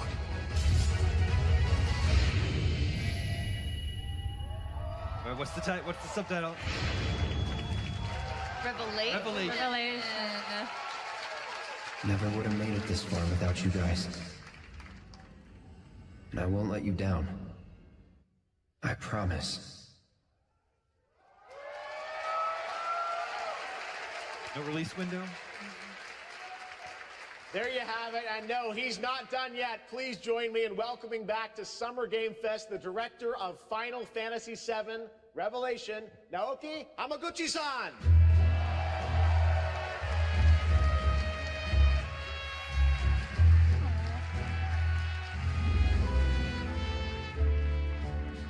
I'm back! ようやくですね、このファイナルファンタジー7リベレーションをマルチプラットフォーム同時で、発表できたことを本当に嬉しく思います。ここまで来れたのも、この物語を信じ、待ち続けてくれた皆さんのおかげだと本当に感謝をしています。I'm truly delighted to unveil Final Fantasy VII Revelation, which is launching simultaneously on all platforms. The first two launch was PlayStation And we've only been able to come this Square did far publicly thanks say to that they were every kind of single done one with of you who continue to believe in this story and waited for this moment with us. 今作のテーマは決意です。クラウドたちは最後の戦いに進むため、それぞれの決意と向き合います。The central theme of this title is resolve. Cloud and his companions each confront their own destinies and find the resolve to march toward the final battle. そして私自身もこのシリーズを完結させるという決意を胸にこの作品と向き合ってきました。I too have carried a promise in my heart throughout this journey, the resolve to see the series through to its very end. 皆さんに最高の形でお届けします。ぜひ見届けてください。We're committed to delivering this experience in its ultimate form. Please stay with us and witness what lies beyond that resolve. Today, to help guide us on our path, please show me and welcome to the stage the voice of Vincent Valentine, Matt Mercer.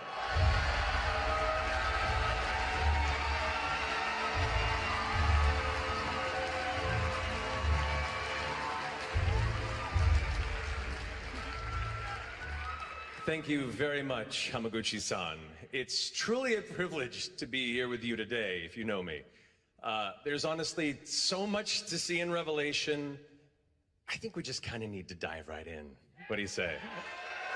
Let's do it. Take it away, Matt. I don't mind if I do. Okay. As we reunite with our heroes, the meteor looms in the skies above, a constant reminder of your mission and the grave threats you'll confront as you embark upon your journey and face the epic conclusion of the remake series. Aboard the Highwind, your very own airship and the pride of the Shinra fleet. You'll take to the skies and witness our most expansive open world yet.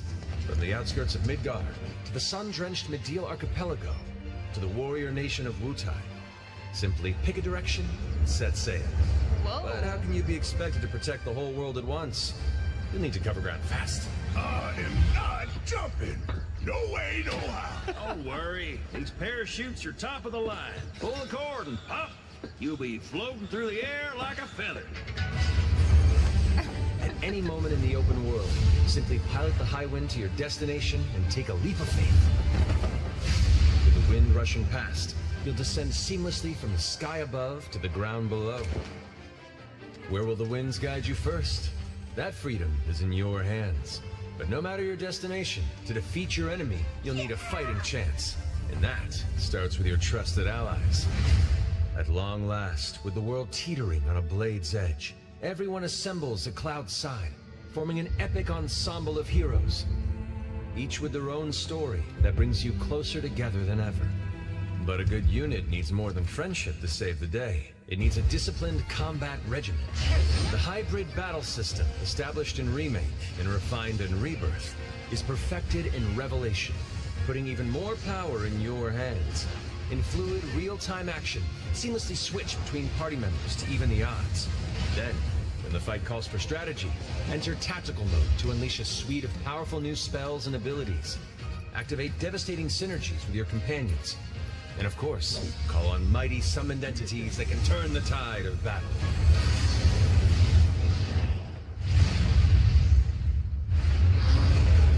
I think we saw a new summon in there. Told it's called the Magic Pot.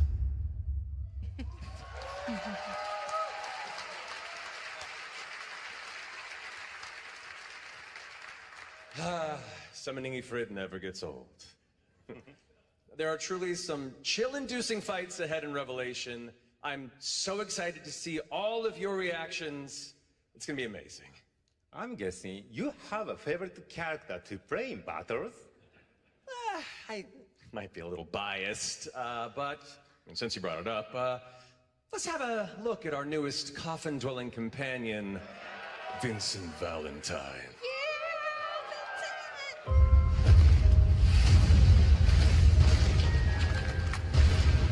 Return to my coffin until we've put Sephiroth in peace. Vincent is a deft gunslinger, capable of delivering precise, high-yield shots. But there's more to this secretive former Turk than meets the eye. The result of experimentation at the hands of Shinra, Vincent can transform into the Galleon beast at the press of a button, gaining tremendous power while transformed. And when combined with the skills of a certain ace pilot, their high-impact synergies disrupt the fight with ferocious results. The Leaping Lancer, the Dashing Dragoon, the one and only Sid Highwind. Sid Highwind, the cantankerous pilot extraordinaire, joins the party and their mission to defeat Sephiroth. Sid's command of his lance allows him to rapidly close the distance for powerful strikes, or engage in sweeping area of effect attacks to bring a whole host of enemies to heel. But to fully control the battlefield, skill with a weapon only gets you so far. To further augment your combat capabilities, try this on for size. Function Integrated Tactical Suitwear, or the FIT system for short, allows you to further customize your playstyle with new uniforms imbued with unique movesets. Alongside your equipment and materia, FITS gives you an extra edge in battle. And to face what's coming, you'll need all the strength you can muster. Sensing its fate hanging in the balance, the planet itself has unleashed its last line of defense. The weapons, ancient beasts that are larger than life and capable of untold destruction. Will you be enough to stop them before it's too late? As the world is torn apart, you and your friends must unite. In Revelation, we come to the thrilling conclusion of the Final Fantasy VII saga. And your mission is clear. Take up your Buster Sword, equip your materia, and stand together. One last time. These skies belong to me! Hope you're ready!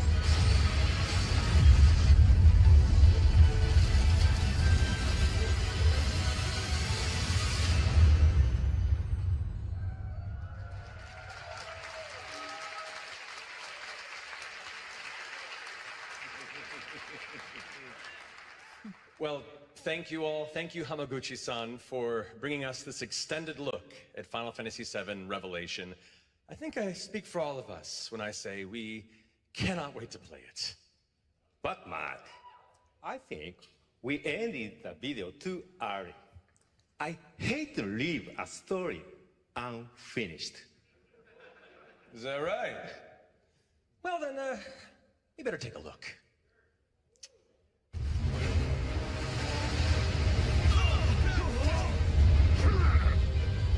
Get the cannon back online, now! This is a scene from the original game.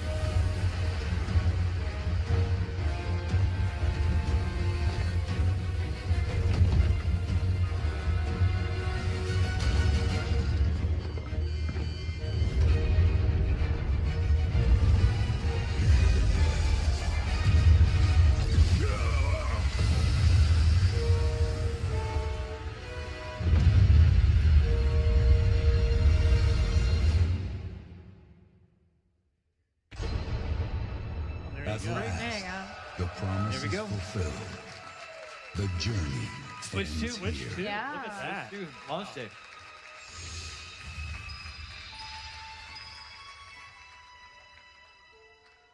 Nice. Very cool.